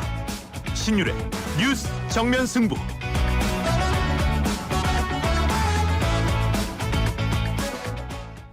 크리네어 테크. 크리네어 테크 집중기. 주물 작업, 연마 작업, 페인트 작업. 분진가스, 냄새, 연기 작업, 분진. 이 세상에 못 없애는 분진이 어딨어. 크리네어 테크 기술력이 끝내줍니다. 크리네어 테크. 크리네어 테크 집중기. 당신은 아마 아직 모를 거야. 장기 렌트 숨은 강자. 아마존카는 아마 믿지 못할 거야. 합리적인 이 가격을. 아마존카. 장기 렌트의 숨은 강자 홈페이지에서 실시간으로 확인해보세요. 아마존카. 안전화가 이렇게 편해도 돼요? 나도 모르게 집에까지 신고 간다니까요. 우린 발이 건강해야 하니까 안전화 아무거나 못 신어요. 내가 안전해야 가족이 안심하지. 그래서 난 꼭 집에만 신어. 집엔 안전화를 구입하는 확실한 이유가 있다. 생각의 차이가 만드는 가치 집엔. 집엔 안전화. 모든 인쇄 가능한 성원에드피아. 온라인 주문 간편한 성원에드피아. 누구든지 어디서나 쉽고 빠르게 인쇄의 유토피아. 성원에드피아. 여름에는 부채 판촉물. 다양한 부채 역시 성원에드피아. 화재가 나도 불에 타지 않는데. 판넬에 사용한 단열재가 그라스울이니까. 불에 안 타니까 화재 보험료도 절감되겠네. 그럼 그라스울이니까. 안전하고 경제적이고 인체에 무해하기까지. 건축용 단열재는 그라스울. 샌드위치 판넬도 그라스울 판넬.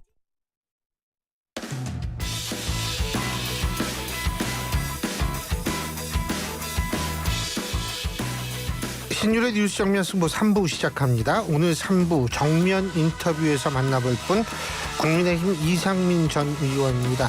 여러분 이상민 전 의원께 질문 있으신 분들 우물정 0945 샵 0945로 문자를 보내주시면 제가 대신 여쭙도록 하겠습니다. 짧은 문자 50원, 긴 문자 100원의 유료 문자임을 말씀을 드립니다. 앞서 말씀드린 대로 국민의힘 이상민 전 의원 지금 전화 연결되어 있습니다. 의원님 안녕하십니까? 네. 안녕하세요. 예. 이 김건희 여사가 이제 검찰 대면 조사를 받았는데요. 현직 대통령 부인으로는 처음인데 어떻게 평가하십니까? 네. 물론 이제 김건희 여사 입장에서는 또 대통령실 입장에서는 상당히 불편하고 또 상당히 뭐 무거운 마음이었겠지만 이왕 조사를 받을 거면 좀 더 빨리 그리고 제3의 장소가 아닌 그냥 당당하게 그 국민들한테 보여주는 검찰청사에 이렇게 직접 출석해서 조사를 받는 그런 모양을 보여줬어야 되지 않았을까. 괜히 또 그거 특혜 아니냐 어쩌냐 또 민주당에서 또 그거에 대해서 시비 붙고 계속 이렇게 물고 늘어지지 않습니까? 그런 것들을 빌미를 제공하지 않게끔 아예 청소부터 보다 더 엄정한 모습을 좀 보여줬으면 어땠을까라는 아쉬움이 있습니다. 이게 지금 장소도 장소지만 또 하나는 이원석 검찰총장의 패싱 논란이 있지 않습니까? 사실은 이상민 의원님께서도 법조인이시니까 이렇게 막 패싱 논란이 일어나는 건 어떻게 보세요? 글쎄 검찰청 내에 이제 그 검찰청 중요한 사건에 대해서 검찰총장이 파악하고 있고 또 진두지휘를 하는 것이 상궤인데 상식이고 근데 그런 것들을 모른 채 나중에 이렇게 일방 통보받았다라고 하니까 좀 뭔가 부자연스럽죠. 다만 이제 그 중앙지검에서는 그 도이치 모터스 사건과 관련해서 검찰총장이 관여하는 거를 막기 위해서 아예 보고를 안 했던 것이다라고 하는데 그거는 좀 따져봐야 될 것 같습니다. 그러나 어쨌든 겉으로 드러나는데 검찰총장이 그거에 대해서 충분히 이해하고 수용하기보다는 이거는 뭐 절차적으로 좀 문제가 있다. 어떻게 검찰총장 모르고 그냥 이렇게 일방 진행할 수 있느냐 이런 거가 소리가 나온다고 한다면 검찰총장으로부터 그건 뭔가 매우 부자연스러운 거죠. 굳이 그렇게까지 했어야 될까라는 의문점이 있습니다. 그 수사 지휘권 배제 이게 이제 추미애 법무부 장관 당시 이제 이 지침이었는데 물론 지키는 건 좋습니다. 근데 수사 지휘권 배제와 이 소환을 모르게 하는 것 이거는 좀 구분해야 되는 것 아니냐라는 얘기들이 많거든요. 지휘는 안 해도 검찰총장이 영부인이 오는 거는 알아야 되는 거 아닌가 이런 얘기가 나오는데요. 그러니까요. 그게 검찰청이 별개의 조직으로 되어 있는 것도 아니고 검찰총장을 최고의 정점으로 해서 피라미드 조직을 이루고 있는데 물론 수사의 기법이나 뭐 필요 때문에 차단시킬 수는 있다 할지라도 그건 너무나 극히 이례적인 상황이고 예외적인 상황 아니겠습니까?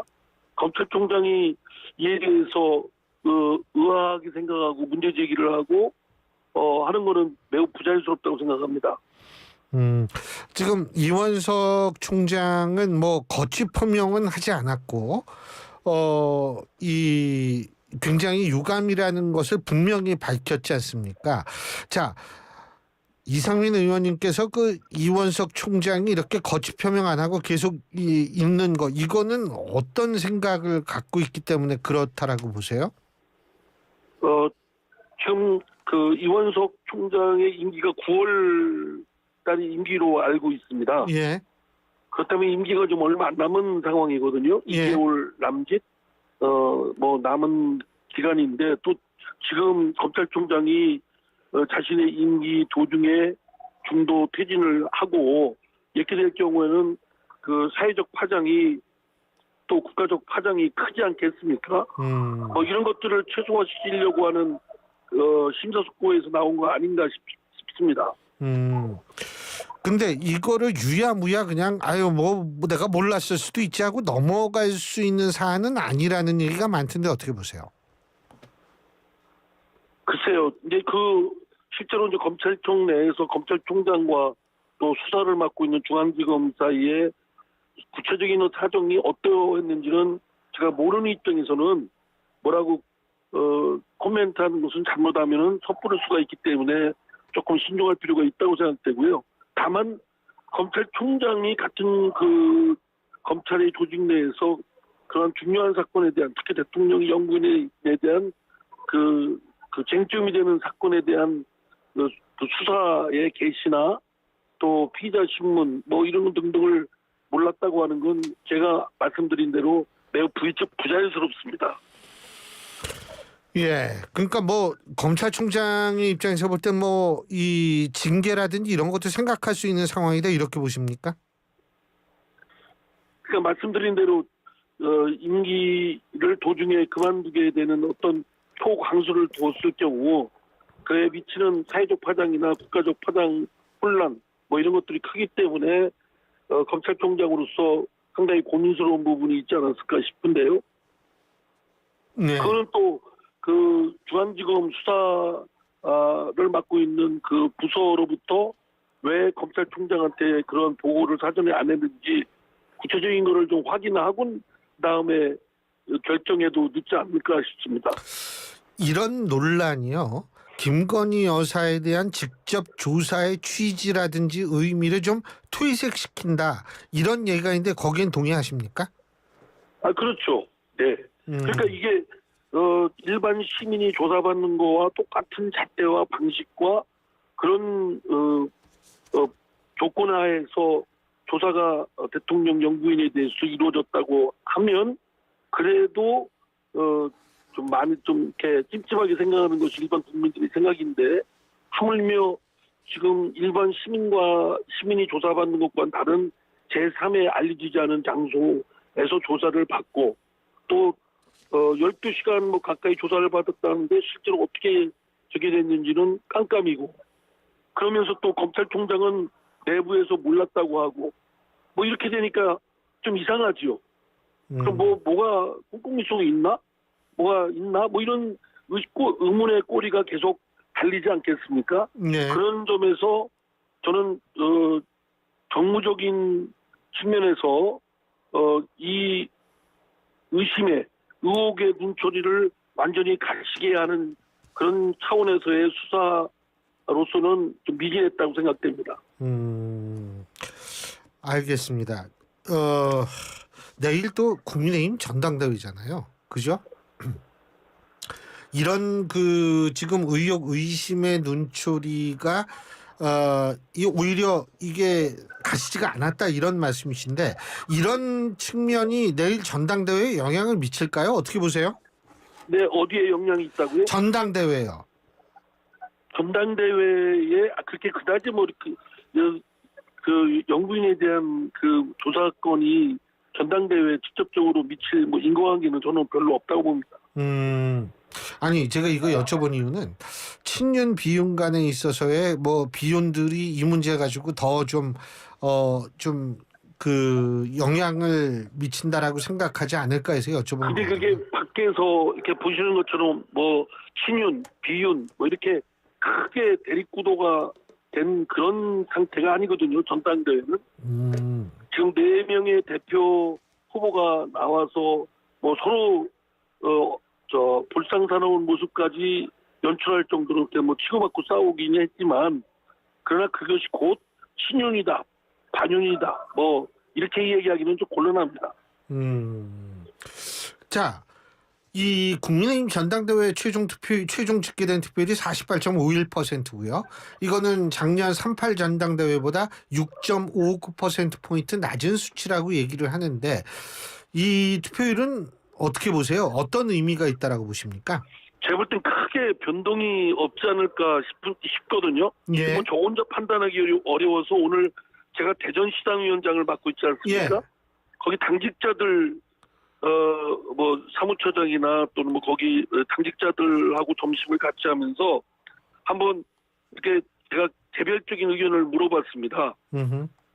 어떻게 될 것 같으냐? 그랬더니 1차 투표에서 결정이 날 가능성이 높다는 게 거기에 있던 분들의 한 7, 80%가 그런 생각들을 갖고 있습니다. 그래서 왜 그렇게 생각하냐 그랬더니 그 대전시당에 전화 오는 그 당원들, 지지자들 전화의 성향을 이렇게 비춰보면 대략 그런 추이를 거치고 있다고 판단들 하고 있더라고요.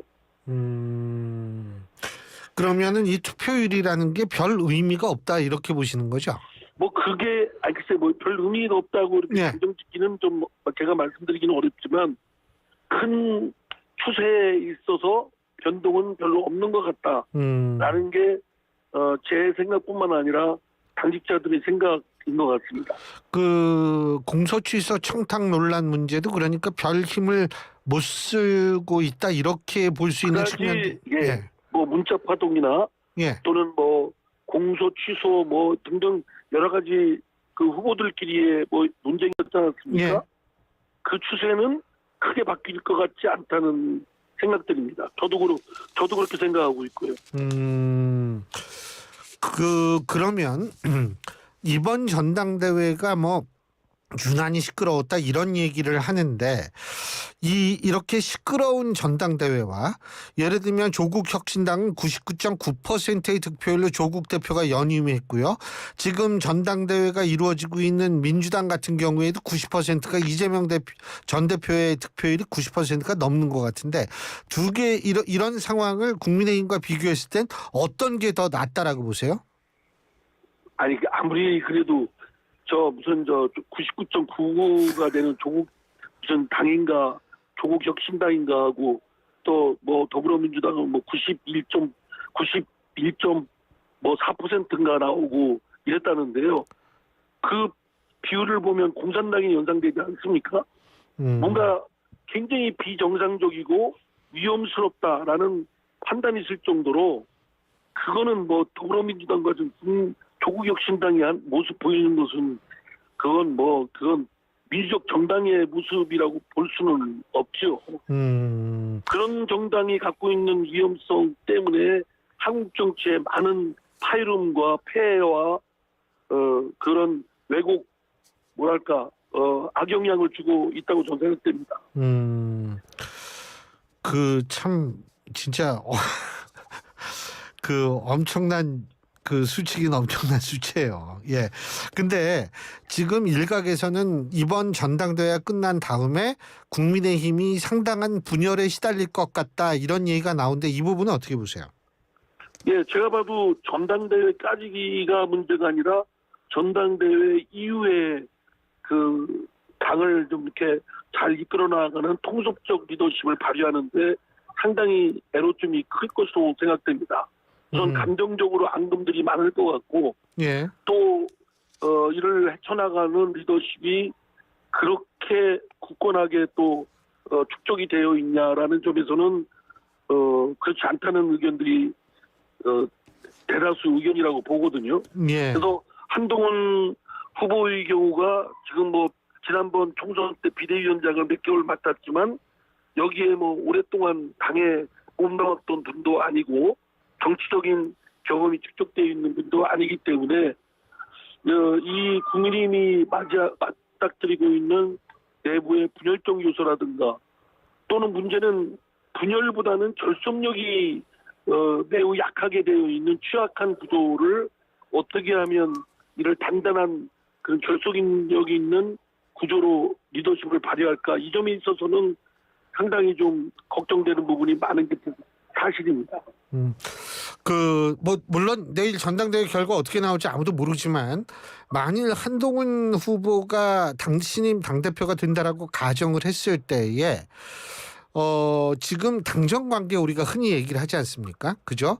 이런 게 잘 안 돌아갈 것이다. 뭐 별별 얘기들이 다 나와. 지금 개혁신당의 이준석 의원 같은 경우에는 축하난 보낸 다음에 또 어떻게 될 것이 흔들릴 것이다. 뭐 이런 얘기 나오고 있는데 어떻게 보십니까? 이상민 의원께서. 제가 볼 때는 뭐 대통령실에서 용산에서 당을 흔들 것이다라고 하는 것도 과잉으로 좀 과다하게 분석하는 것이라고 생각되고요. 또 만약에 한동훈 후보가 당대표가 됐다고 하더라도 그 용산 또는 윤석열 대통령과의 관계를 파열음 나게끔 하기에는 쉽지 않다. 윤석열 대통령이나 한동훈 후보나 또 당원들의 입장에서는 한 배를 타고 있다는 인식을 하지 않을 수 없기 때문에 그렇게 밖에서 생각하는 만큼 큰 파열음을 의도적으로 낼 것이다라고 저는 그렇게 되지는 않습니다. 문제는 이게 지금 단단하게 분열이 뭐 급속도로 되고 충돌이 되고 대립하고 하는 게 걱정되는 게 아니라 오히려 지금 느슨하게 어떤 결속력이 어떤 것을 중심으로 이렇게 결속력이 단단하게 되어 있지 않기 때문에 오히려 그로 인한 좀 분열적 요소라든가 또는 결속이 잘 안 되고 또 서로 겉도는 이런 것들이 걱정이 됩니다. 반면에 더불어민주당이나 조국신당의 경우는 이재명, 조국 이 두 사람을 중심으로 아주 맹종 세력 또 그 공범자라고 할 정도의 사람들이 그냥 똘똘 뭉쳐있다 싶지 않습니까? 네. 그것이 바람직하든 안 하든 간에 여기에 대항을 하려면 국민의힘 또한 민주적인 방법에 의해서 잘 결속이 돼야 되는데 그렇지 못한 것이 현실인 것은 걱정되는 부분이기도 합니다. 예. 지금 사실 앞으로 이제 국민의힘 당정 관계 제가 지금 여쭤보고 쭉 이랬는데 사실 지금 민주당은 한동훈 특검을 지금 발의하겠다. 지금 벌써부터 이런 얘기가 나오는 것 같은데 이 한동훈 특검 이거 발의된 하는 이유가 일각에서는 대통령이 거부권을 또 행사하겠지만 제2로 넘어오면 국민의힘이 더 분열될 수 있어서 그럴 것이다. 이 발의할 수도 있다. 이런 분석도 있는데 어떻게 보십니까? 지금 민주당이나 그 조국 신당이나 그쪽 사람들은 지금 특검 또는 또 탄핵, 예, 청문회 이런 걸로 지금 똘똘 뭉쳐 있지 않습니까? 예. 그리고 국민의 민생이나 자영업자의 어려움이나 청년들의 일자리 이 문제는 제쳐놓고 전혀 거론도 안 하고 있고요. 그렇기 때문에 그들이 갖고 있는 이재명의 방탄 또는 윤석열 정부를 붕괴시키려고 하는 전략 전술에서 특검 또는 탄핵, 청문회 이거를 마구제비로 지금 휘두르고 있습니다. 예. 결국은 이거에 대한 최종적인 심판과 결단은 국민들의 몫이라고 저는 생각되고요. 이럴수록 국민들께서 눈을 부릅뜨고 좀 지켜보시고 이에 대한 시시비비를 제대로 판단해 주셔야 된다고 생각합니다. 채널의 단독 보도 보면 민주당은 24일 날 한동훈 후보와 김건희 여사 특검을 동시에 추진하겠다. 지금 이런 얘기를 하고 있는 모양인데 그런데 제가 앞서 일부에서 여론조사 개요를 말씀을 드렸는데 한국갤럽 지난 금요일 날 나온 여론조사 결과를 보면 민주당 지지율은 오히려 조금 떨어졌더라고요. 27%고 국민의힘은 35% 그래서 8%포인트 차이인데 이러한 차이가 결국은 이 나오는 것이 여러 가지 이유가 있겠습니다만 가장 중요한 이유는 뭐라고 보십니까? 그러니까요. 국민들이 지금 당장 급한 게 지금 먹고 살기 한 문제에 급한데 그건 말뿐이고 무슨 먹사이즘인가 뭔가 말 꾸며대는 얘기만 하고 있지 실제는 민주당이 하는 것이 특검, 탄핵 또는 청문회 이래서 세상을 시끄럽게 하고 못 살게 굴고 있지 않습니까? 그리고 이들이 지금 국회에서의 한 180석 가까운 하고 싶은 게 있다면 뭐든지 다 지금 휘둘릴 수도 있는 권력을 마구제비 횡포 부리고 있는 이 상황을 국민들이 제정신이 있다고 한다면 이거에 대해서 평가를 하지 않으시겠습니까? 알겠습니다. 예, 오늘 말씀 여기까지 듣겠습니다. 고맙습니다. 감사합니다. 예, 지금까지 국민의힘 이상민 전 의원이었고요. 신율의 뉴스 정면 승부 3부 순서 여기서 줄입니다. 잠시 뒤 4부에서 뵙겠습니다. 지역의 전문가들과 원하는 배움을 이루는 이곳 경기 공유학교입니다. 남은을 보았던 진솔이는 인공암벽을 등반하고 있습니다. 화내기 대장 동준이는 차분히 한국화를 그리고 있네요. 저 멀리 영화를 찍고 있는 건 유튜브만 보던 은서입니다. 현진이는 영어에 약하지만 영어로 코딩을 짜고 있네요. 잘 못해도 즐거워서 끙끙대며 집중하는 아이들의 눈빛은 살아있습니다. 아이들은 경기 공유학교에서 부모의 생각보다 크게 자랍니다. 오늘도 스스로 길을 찾아갑니다. 자율균형 미래 경기도 교육청. 그때도 지금도 내일도 Still Love 대한민국. 안녕하십니까. 6.25 전전 유공자회 회장 손희원입니다. Freedom is not free. 미국 워싱턴에 있는 한국전쟁기념 조형물에 새겨진 문장입니다. 지금 우리가 누리고 있는 자유와 평화는 수많은 참된 용사들의 피와 목숨값이요 유족들의 눈물값입니다. 이 땅에 다시는 전쟁의 비극이 없기를 노병 손의원이 기도합니다. 우리는 그때도 지금도 내일도 여전히 우리나라 대한민국을 사랑합니다. 스틸 업 대한민국. 이 캠페인은 국가보훈부와 함께합니다. 고용허가제는 국내 인력을 구하지 못한 중소기업이 정부로부터 고용허가서를 발급받아 외국 인력을 고용할 수 있는 제도입니다. 올해 3회차 신규 외국인 고용허가 신청은 8월 5일부터 16일까지 가능하고 업종은 제조업, 조선업, 건설업, 농축산업, 어업, 서비스업, 임업, 광업 분야입니다. 특히 올해 2회차부터는 한식, 외국식 음식점업과 호텔, 콘도업뿐만 아니라 임업, 광업 분야도 외국 인력 신규 고용이 가능합니다. 자세한 사항은 EPS 외국인 고용관리 시스템의 공지사항을 참고해 주시기 바랍니다. 이 캠페인은 고용노동부와 한국산업인력공단이 함께합니다. 김 사장님, 청년 일자리 도약 장려금 신청하셨어요? 청년 일자리 도약 장려금이요? 중소기업이 취업이 어려운 청년을 채용하면 1,200만 원까지 지원하는 청년 일자리 도약 장려금. 아직 신청 안 하셨어요? 어떤 청년을 채용하면 되나요? 대학교나 고등학교를 졸업한 청년이나 실업기간이 4개월 이상인 청년이요. 어떻게 신청하면 되죠? 고용24 홈페이지요. 빨리 신청하세요. 청년 일자리 도약 장려금 바로 신청해야겠어요. 중소기업에게 최대 1,200만 원 청년 일자리 도약 장려금. 고용노동부가 함께합니다.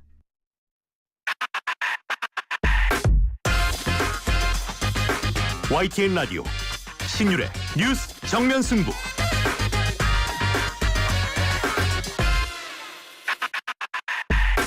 안녕하세요. 배우 남국민입니다. MG 새마을금고의 뿌리는 누구일까요? 회사에 출근하는 정웅 과장님, 꽃집을 운영하는 지혜 사장님, 제2의 인생을 시작하는 영호님, 2,300만 고객이 MG의 뿌리임을 알기에 당신께 힘이 되겠습니다. 뿌리가 든든한 금융, MG 새마을금고. 나 환승할래. 진짜? 너 진심이야? 나 말고 누구한테 갈 건데? 삼성증권 연금으로. 지금 삼성증권 연금으로 환승하면 특별한 혜택이 당신을 환영. 당신의 연금 오늘 삼성증권에서. 자세한 내용은 홈페이지 참고. 원금 손실 발생 가능 및 투자자 규소, 가입 전 상품 설명서 및 약관 필독. 나에게 꼭 맞는 생유산균 락토핏. 아기에게 락토핏. 아이들도 락토핏. 우리 가족 락토핏. 맞춤형 생유산균. 종근당 건강기능식품입니다. 요즘 사람 구하기 너무 힘드네. 하이오더해. 피자 나왔습니다. 사장님, 저희 파스타 시켰는데요. 하이오더해. 주문에 서빙 계산까지 정신없네. 하이오더해. 테이블에서 주문과 결제를 한 번에. KT니까 믿을 수 있으니까. KT 하이오더. 가입 문의 100번.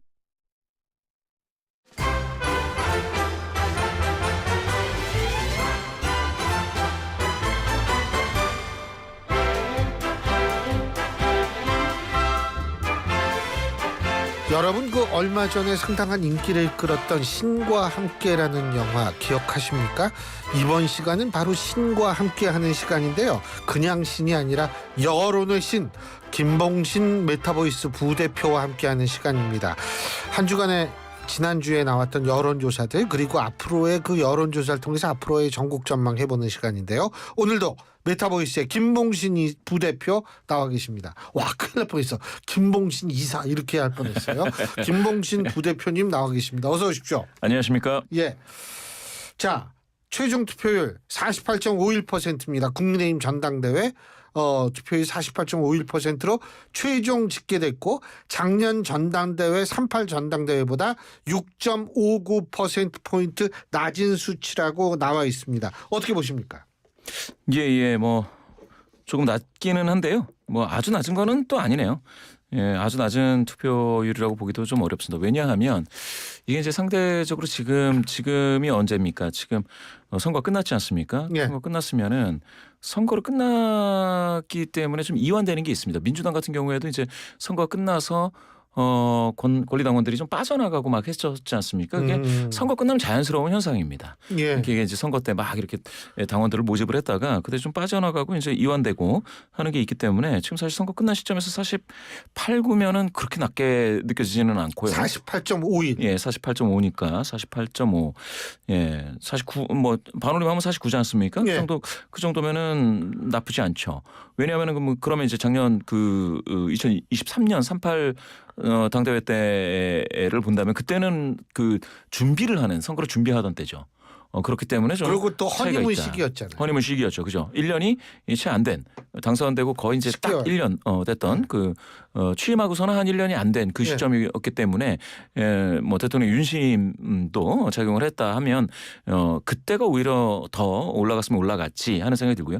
더군다나 이번 후보들을 보게 될 것 같으면 영남 분들이 없습니다. 한동훈, 나경원, 윤상현, 원희룡 모든 분들이 이 영남 분들이 아니세요. 근데 작년 38 당대회 때는 김기현, 뭐 울산, 안철수, 부산 그리고 천하람, 대구 뭐 이래서 하여튼 출신 지역이라든지 아니면 자기가 뭐 근거를 두고 있는 지역이 영남 쪽이었거든요. 그 TK에서 무려 두 명이 나오고 했다라고 하는 거는 뭡니까? 지금 당원 구성, 책임당원 구성 자체가 영남 쪽에 꽤 많이 한 40% 가까이 포진하고 있다. 이렇게 따진다면 지금 이번에 영남 인물이 등장하고 있지 않은 그런 당대회로 따졌을 때의 투표율은 그렇게까지 낮은 건 아니다. 또 하나는 민주당 같은 경우에 언제입니까? 2022년인가요? 이재명 당대표 당선되던 시기에 77.77%로 당선되던 시기에 그때의 권리당원 투표율이 37 정도였습니다. 그렇게 따지면 그때도 선거 끝나고지 않습니까? 이거는 총선 끝나고 해서 48.5라고 하면은 그렇게까지 낮다고는 생각이 안 되고요. 다만 이거를 작년 전당대회에서 한 6%포인트 빠진다 뭐 이랬는데 이게 어느 후보 지지세에서 체계적으로 빠진다고 해가지고 제가 봤을 때는 이 대세를 크게 흔들 수 있는 그런 것도 아니다라고 생각이 들고 저는 오히려 48.9, 48.5를 생각을 하면 이거는 역시 보수 성향의 유권자분들 국민의힘을 지지하시는 분들은 조직력이 조금 세다고도 볼 수 있다. 이렇게 전 해석을 합니다. 그러면은 이 투표율이 뭐 어떤 후보한테 유리하고 불리하고 뭐 어떻게 보세요? 꼭 뭐 어느 후보에게 유불리로 가지 않는데 방금 말씀드렸다시피 어느 후보의 지지자들이 통으로 빠졌다. 그 얘기는 한동훈이 우세했으니까 한동훈 후보의 지지하시는 분들이 통으로 다 빠졌다 하더라도 이거 제가 생각했을 때는 대세에 아주 큰 지장은 없을 것이다라고 보고요. 그렇지만 이것도 섞여서 빠지는 거기 때문에 사실상 여론조사라든지 당원조사라든지 그 결과가 있다고 한다면 거기에서 큰 영향은 없을 것이다. 이렇게 봅니다. 그렇군요. 그리고 일단 그러면 큰 영향이 없다. 이렇게 한다면 결선 투표가 치러질 확률은 그렇게 높지 않다고 보시는 거 아니에요? 저는 만약에 제가 이거를 뭐 내기를 해서 배팅을 해야 되는 그런 상황이라고 한다면 저는 결선 없는 원샷으로 끝날 가능성이 크다. 이쪽에 좀 더 무게를 두고 있습니다.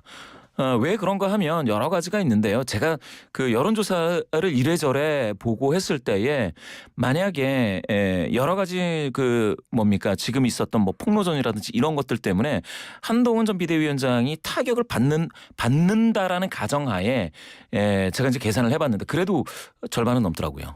계산을 해봤을 때. 그래서 일방적으로 타격을 받지도 않고 있을 뿐더러 그렇다 하더라도 절반은 넘을 것 같다라는 그런 대충 저의 이제 계산이 있었습니다. 그래서 저는 지금 만약에 결선에 갈 거냐 말 거냐 이렇게 말씀하신다면 저는 안 갈 확률이 크다. 원샷으로 끝날 확률이 크다. 자꾸 원샷 그러니까 무슨 소주 마시는 기분이 자꾸 나는데. 근데 그렇게 이제 저걸 하는데 그렇다면 이번에 그렇게 사실은 막판에 공소 취소 뭐 청탁 논란도 있고 막 이랬는데 이런 것들이 큰 영향을 못 미친 이유가 뭐라고 보세요? 그건 이제 여러 가지가 있는데요. 첫 번째는 제가 생각했을 때는 그러니까 이게 대항마 인식인데 민주당이 이재명 전 대표와 어깨를 나란히 할 수 있는 인물은 사실 한동훈 전 비대위원장밖에 없다라는 생각들을 많이 하시는 것 같습니다. 그거는 이제 여러 가지 조사에서 거의 대등했었다가 이제 총선 지나고서는 약간 빠지는 상황이었지만 그래도 만약에 본다면 누군가 이 4명 중에 누군가가 만약 이재명 전 대표가 호랑이라고 한다면 아니 보수 쪽에서는 뭐 사자라도 한 마리 키워야 되는 거 아니냐 뭐 이런 생각을 만약에 당원 또 지지자들 하신다면 그 대상이 될 수 있는 사람으로서 언급될 수 있는 인물이 그러니까 인물 그 중량감 때문에 한동훈 이렇게 되는 게 하나가 있고요. 두 번째는 어쨌든 현재 권력과 경쟁을 하던 아니면 좀 트러블이 있던 그러니까 마찰이 있던 아니면은 협력을 하던 할 수 있는 인물로서는 한동훈이다라는 것도 좀 있는 것 같아요. 왜냐하면 나머지 인물들이 과연 그렇게 될 수 있느냐. 가령 원희룡 전 장관을 보면 일단은 이재명 대표에게 호기롭게 이제 총선에 같이 이제 나갔는데 그 지역에서 되지 않았습니다. 그런 의미에서 이미 검증이 됐다라고 볼 수도 있겠고요. 그리고 나서 당대표가 됐는데 그러면 또 대통령실 윤석열 대통령실의 입김에 그냥 막 흔들릴 수 있는 거 아니겠느냐라는 판단도 있어서 사실 이제는 미래 권력을 준비해야 된다라고 생각하시는 만약에 보수 유권자 분이 계신다면 그분이 선택할 선택지는 한동훈 쪽으로 많이 기울 수가 있겠다라는 겁니다. 그래서 제가 봤을 때는 이게 그렇게 크게 영향을 미치지 않을 것이다. 예. 그러면 이번에 막 난타전 벌이고 이랬는데 이번 전당대회 컨벤션 효과는 있을 거라고 보세요, 국민의힘? 컨벤션 효과가 일부 있었는데 제가 생각을 하면 지난주 갤럽 조사를 말씀드려도 되나요? 지난주 갤럽 그 조사에 말씀하시고 싶은 거 다 말씀하세요. 우리는 다 찾아요. 예, 말씀하세요. 35% 나왔지 않습니까, 국힘? 예. 그런데 과거에 보면 이게 한 38구 나와요. 그러니까 한 4%포인트 덜 나왔습니다. 컨벤션 효과가 제약을 받고 있다. 그러면 약간 하방 압력을 받고 있다. 그 얘기는 제가 봤을 때는 김건희 여사와 관련된 이슈라든지 윤석열 대통령과 관련된 뭐 그런 것들도 있을 수가 있겠고요. 또 하나는 방금 말씀 주신 것처럼 후보 간 난타전이 굉장히 심하다라는 것도 있을 수가 있겠습니다. 왜냐하면 관여도가 높은 지지자들은 어느 정당이나 마찬가지인데요. 민주당을 지지하시는 분들도 그렇고 국민의힘을 지지하시는 분들도 마찬가지인데 분열보다는 똘똘 뭉치기를 바라는 마음이 있거든요. 그런데 지금 이렇게 내부에서 난타전이 너무 심하면 거기에 대해서는 이탈을 하거나 아니면 관망세로 돌아서거나 이렇게 되실 수가 있겠죠. 지난주 한국갤럽 그러니까 지난 금요일 날 발표한 한국갤럽 조사 말씀하시는 거죠? 예. 요거는 일부에서 말씀을 드렸는데 잠깐 말씀드리자면 16일부터 18일까지 전국 18세 이상 1000명을 대상으로 전화조사원 인터뷰 방식의 여론조사였고요. 자세한 내용은 중앙선거 여론조사 심의위원회 홈페이지를 참조하시면 됩니다. 18세 이상 1000명입니다. 예. 자, 그런데 지금 그 여론조사에서 대통령 지지로 올랐어요. 예? 그 이유는 체코 원전 수주 이것과 관련이 있다고 보세요? 아주 큰 관련은 아닌데 그 외교와 관련돼서 언급한 분들이 조금 늘어난 거는 맞습니다. 그렇기 때문에 그런 외교 실적, 성과 이거에 대한 긍정적인 평가가 일부 있지 않았겠느냐라고도 볼 수가 있겠고요.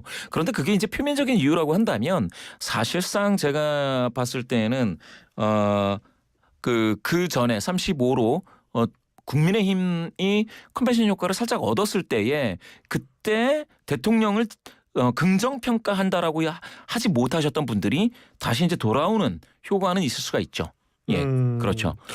그렇지만 그것도 대통령 긍정률이 아직은 30% 선을 넘고 있지 못하기 때문에 상당히 눌려 있는 상황은 맞습니다. 그 여론조사에서 민주당 지지율은 떨어졌더라고요. 민주당 지지율 27이 됐습니다. 예, 왜 그래요?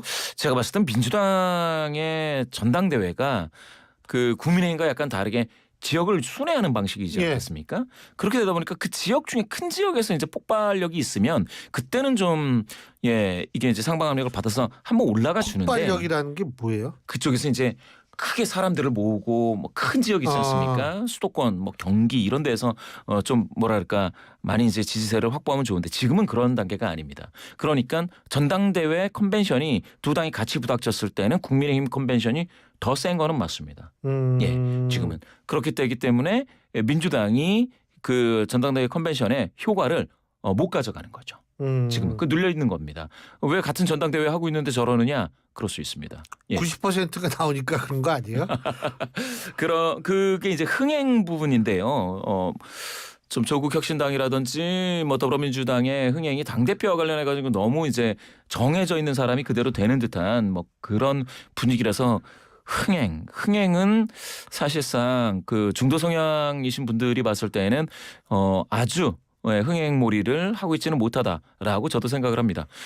그런데 끝나고 나서 무엇을 하느냐에 따라서 또 다르기 때문에 그거는 한 차원 이따 봐야 된다는 것이죠. 왜냐하면 그거는 그겁니다. 한동훈 전 비대위원장이 당대표가 당선된다고 하더라도 이와 같이 그 경선 과정에서 상처를 많이 입고 그 논란 속에 쌓인 상태에서 50%를 좀 넘은 정도로 당선이 되는 것과 만약에 민주당 이재명 대표가 막 90% 아우 진짜 숫자가 이제 아주 그냥 큰 숫자라 90%로 뭐 당선되는 경우에 이게 있을 수가 있습니다. 방금 말씀 주신 것처럼 그래도 뭐 민주주의에 이렇게 좀 더 가까운 건 한동훈 아니냐 이렇게 생각하시는 분도 있을 수가 있는데요. 둘이 그러면 중량감을 맞붙여 놓고 봤을 땐 그러면 이재명이 더 세지 않느냐 이런 사람들도 있을 수가 있거든요. 그거는 지나고 봐야 됩니다. 그래서. 저는 사실 민주주의 국가에서 당내 선거든 뭐 전국 단위 선거든 90% 이상 나오는 거 막 어떤 때 99.99 막 92% 이런 경우는 전 기억이 없어요. 예. 그렇게 보시면 그게 아마 교수님께서 교수님이시기 때문에 더 그러실 것 같은데요. 예. 예. 정치학에서는 그렇게까지 높은 지지도를 잘 생각을 안 하지 않습니까? 생각을 할 수가 없죠. 어떻게 다양성 사회를 우리가 전제로 얘기를 하는데 90%가 나올 수가 있습니까? 예. 근데 컨벤션 효과가 조금 더 있을 수 있다. 근데 보통 컨벤션 효과는 2주 정도 가죠. 그거는 이제 이슈에 따라서 다른데요. 방금 말씀하셨듯이 다른 이슈가 없으면은 기본적으로는 2주인데 계속해서 받쳐주는 이슈가 있으면 최소 4주, 6주 정도 갈 수가 있습니다. 그러니까 같은 국민의힘인 경우 2023니까 작년 3.8 전대는 그렇게 길게 가지를 못했습니다. 거의 없었죠. 예, 확 꺾여버렸습니다. 오히려 컨벤션이 있기 전에 컨벤션 사전 효과로서 발생한 게 좀 올라왔다가 컨벤션 끝나자마자 확 꼬꾸라지는 모습을 보였었는데요. 그와는 달리 올해 총선을 앞두고 그 설 연휴 직전에 있었던 내부 컨벤션, 즉 그 기존 국회의원들 기존 배지들의 경쟁력 조사 같은 거를 했을 때는 이게 좀 길게 갔습니다. 왜냐하면 그때는 윤석열 정부의 의료 개혁과 관련된 이슈에 대해서 중도 성향이신 분들이 좀 같이 거기에 이제 찬성을 했습니다. 원칙적으로는 찬성. 그런데 해법에 대해서는 갸우뚱했던 건데 원칙적으로 의료 개혁은 필요하다라는 거에 찬성하는 흐름은 좀 있었거든요. 그거를 타고 가다 보니까 이게 약간 길게 갔죠. 그래서 4주에서 5주 간 거니까요. 그러면 이제 컨벤션은 그 내부 컨벤션이 얼마나 가느냐는 그것도 봐야 됩니다. 그런데 지금 보시면은 제가 봤을 때 김건희 여사 그 검찰 수사받는 그런 이슈라든지 이런 거를 봤을 때는 여당의 전대 컨벤션이 길게 갈 수 있을까에 대해서는 저는 의구심이 있습니다. 검찰총장 패싱 논란 뭐 이런 것들. 그렇죠. 오히려 그러니까 여당은 노력해가지고 좀 컨벤션을 얻으려고 한다면 대통령실 특히 이제 김건희 여사발 그 어떤 이슈 때문에 그게 묶이는 그런 현상도 볼 수 있겠습니다. 그러면 어쨌든 지금 보실 때에는 이번 전대에서 컨벤션 효과가 있긴 있지만 그렇게 오래 가지는 않을 것이다라고 전망하시는 거네요. 그렇습니다. 예. 그러면은 한동훈 만일 후보가 당선된다라고 가정을 했을 때에는 한동훈 후보도 빨리 어떻게 이슈를 좀 발굴해야겠네요. 발굴해야죠. 예, 알겠습니다. 오늘 말씀은 여기까지 듣죠. 고맙습니다. 감사합니다. 예. 지금까지 메타보이스의 김봉신 부대표와 함께했습니다. 건강한 나의 내일 행복한 나의 내일 빛나는 나의 내일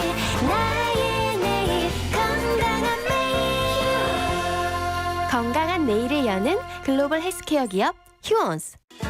대한민국 대표 트렌치 코리아 트렌치. 식품, 주방, 욕실, 조경, 토목, 건축 트렌치.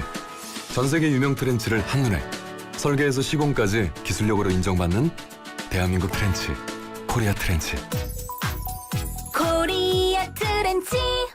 코리아 트렌치. 여기는 성공을 인쇄하는 비즈하우스입니다. 광고 예산도 디자이너도 없으시다고요? 지금 비즈하우스를 만나보세요. 명함, 현수막, 판촉물도 오케이. 매출 올라가나요? 비저스로 성공입니다. 역시 비저스가 홍보 에이스네. 내 일의 힘. 오늘을 기록하는 소리, 내일을 준비하는 소리,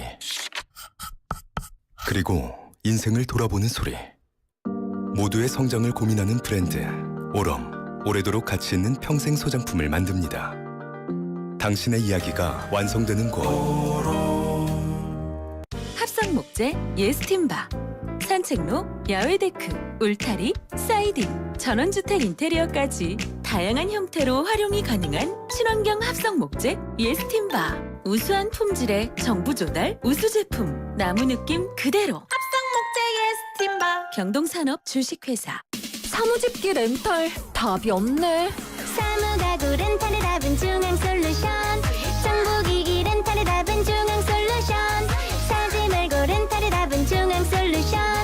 렌탈 고민 해결의 답은 중앙솔루션. 사무집기 렌탈할 때 답은 중앙솔루션.